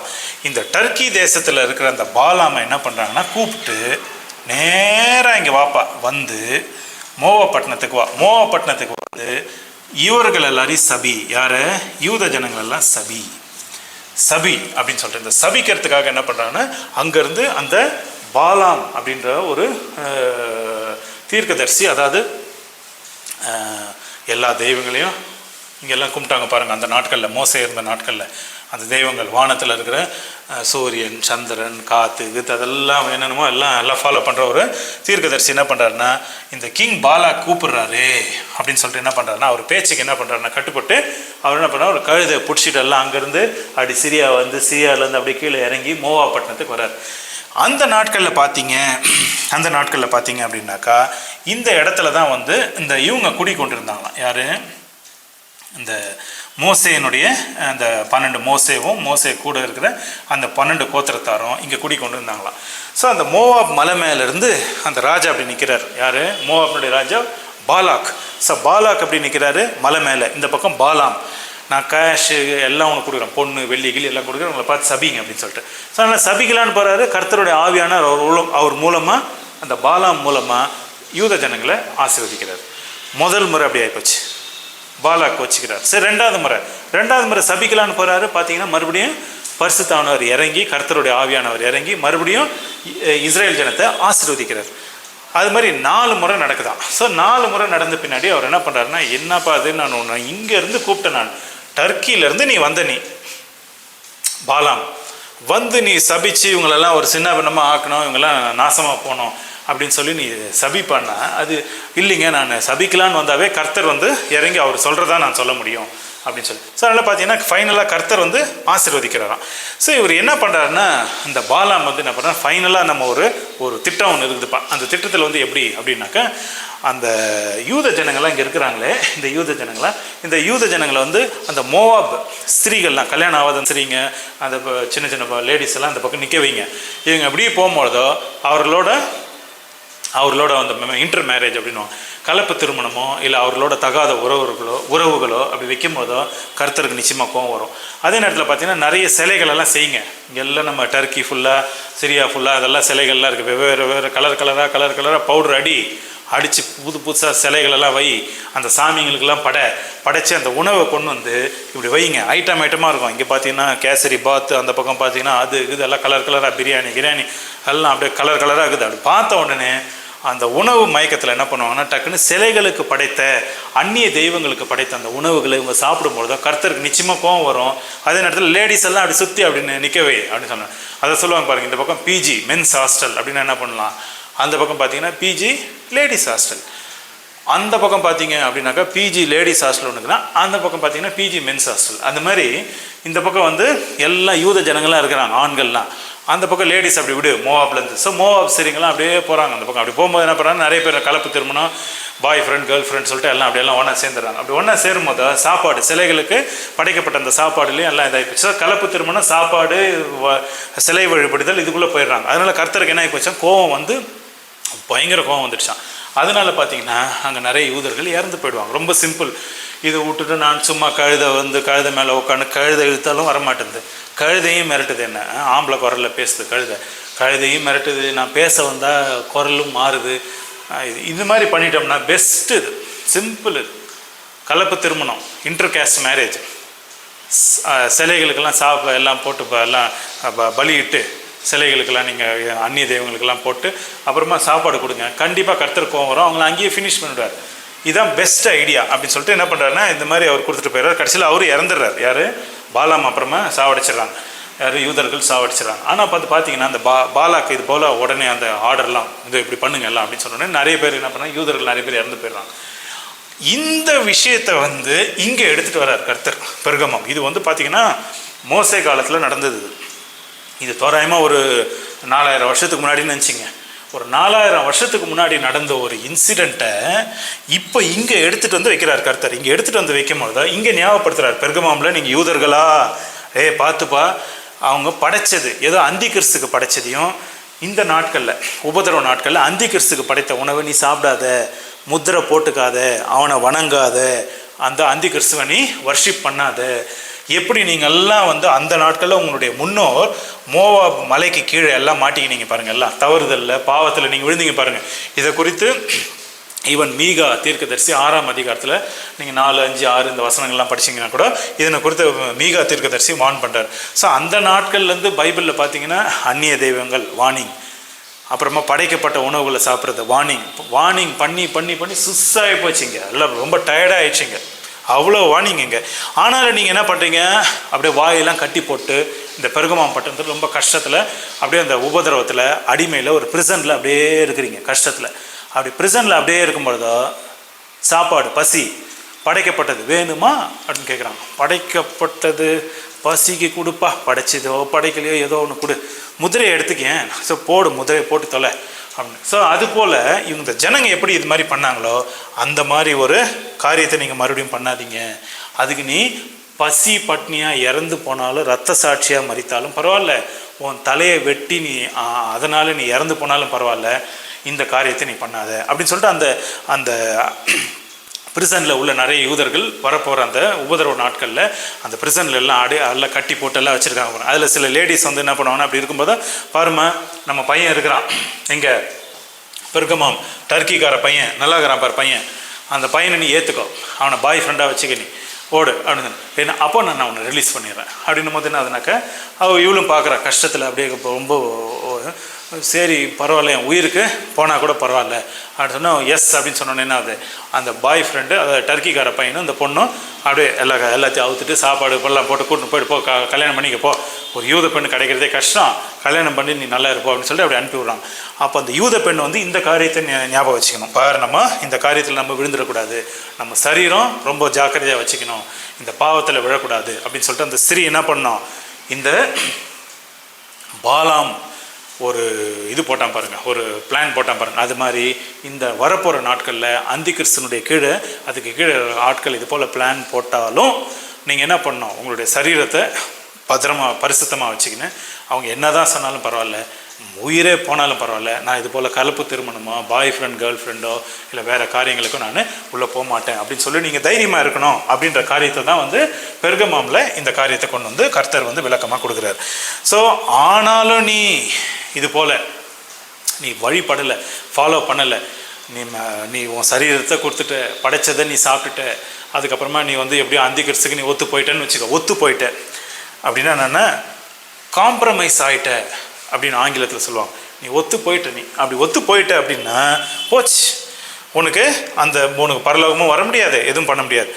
ஆனால் நான் என்ன பண்ணுவேன் அப்படின்னா, அந்த கத்தியோடவே நான் வருவேன், அவர்களோட வந்து நான் யுத்தம் பண்ணுவேன், அவர்களோட நான் வந்து சண்டை போடுவேன்.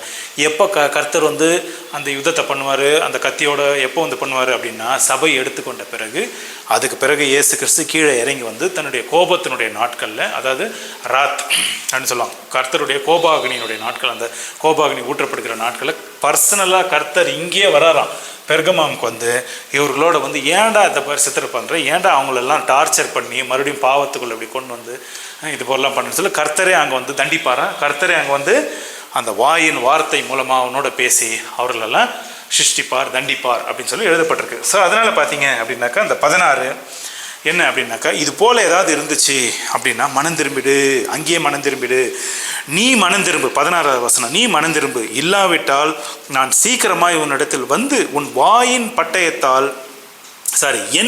பட்டயத்தால் அவர்களோட யுத்தம் பண்ணுவேன். நீ மனம் திரும்பு, இல்லாவிட்டால் நான் சீக்கிரமாய் அந்த பெருகமாம் இடத்துக்கு வந்து என் வாயின் பட்டயத்தால் அவர்களோடனா இந்த டீமெல்லாம் வச்சு ஆப்ரேட் பண்ணுறான் பாருங்க, ஒரு ஹெட்டு, அவர்களோட யுத்தம் பண்ணுவேன். ஆவியானவர் சபைகளுக்கு சொல்லுகிறதை காதுள்ளவன் கேட்க கடவன். ஜெயங்கொள்ளுகிறவனுக்கு நான் மறைவான மன்னாவை புசிக்க கொடுத்து. உனக்கு சாப்பாடு தானே, உனக்கு மன்னாவே கொடுக்குறாங்க இல்லைங்க, அப்போ நான் செத்துருவேன். செத்தே வாணி, இது போல் பாவம் பண்ணிட்டு சாவாத, பாவம் பண்ணாமல் எதிர்த்து நின்று சாவு, மேலே வா, உனக்கு மறைவான மன்னாவை நான் கொடுக்குறேன். உனக்கு சாப்பாடு தானே வேணும், மண்ணா இன்னும் அங்கேயே மண்ணா கொடுக்குறீங்க, ஒரு பிரியாணியாவது கொடுக்கலாமேனா அது மாதிரி எழுதி வச்சுருக்கிறாங்க. ஸோ மண்ணாவே அங்கே சாப்பிடு நீ, புரியுதுல? ஸோ மறைவான மன்னாவை புசிக்க கொடுத்து அவனுக்கு வெண்மையான குறிக்கல்லையும், அதாவது அவனுடைய நாமத்தை எழுதி, அந்த கல் மேலே, வெள்ளை கல் மேலே அவனுடைய நாமத்தை எழுதி, அந்த கல்லின் மேல் எழுதப்பட்டதும் அதை பெறுகிறவரும் வினை நின்று வேறொருவரும் அறியக்கூடாதுமாகிய புதிய நாமத்தை கொடுப்பேன் என்றது. புதிய நாமம் பார்த்தீங்கன்னா, இது போல் அவன் ஜெயிச்சு, என் பொண்ணு ஜெயிச்சு செத்தாலும் நீ ஜெயிச்ச, அது மாதிரி வரனால உனக்கு வெள்ளை கல் எழுதி கொடுக்குறேன், உனக்கு ஒரு புது நாமம், உனக்கு ஒரு புது பேர் வைக்கிறேன் நான்.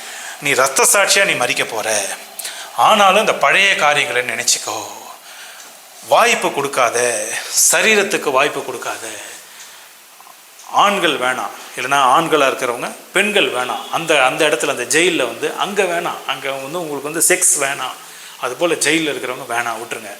அதுபோல் ஜெயிலில் இருக்கிறவங்க வந்து உணவு, படைக்கப்பட்ட உணவு வேணாம், உன்னை மயக்கி ஏமாத்தலாம் பாரு பாலாம் அப்படின்றவன், டர்க்கியிலேருந்து மேலேருந்து கீழே இறங்கி வந்தான் பாருங்க. பாலாக் வந்து இந்த மோவாபினுடைய ராஜா இவனை சபிக்க சொல்லி, ஏன்னா பாலாக்குனால இந்த யூதர்களை அடிக்க முடியல, நம்ம போய் சண்டை போட்டோம்னா நம்ம தோத்துருவான்னு தெரிஞ்சு அவன் என்ன பண்ணுறான், பாலாமை கூப்பிட்டான் பாருங்க. அதுபோல் தந்திரமாக அந்தி கிறிஸ்து உங்களை சோதனைக்குள்ளே கொண்டு போகும்போதோ, அதாவது மறுபடியும் நான் சொல்கிறேன், நான் ஆதியாகமம் 3:15, அதாவது பிசாசனுடைய வித்து, அதாவது அந்தி கிறிஸ்து உங்களை அப்படி ட்ராப் பண்ணும் போதோ மாட்டிக்காது, அங்கே கரெக்டாக இரு, மரண பரியந்தமும் ஜெயங்கொள்ளவரனா இரு.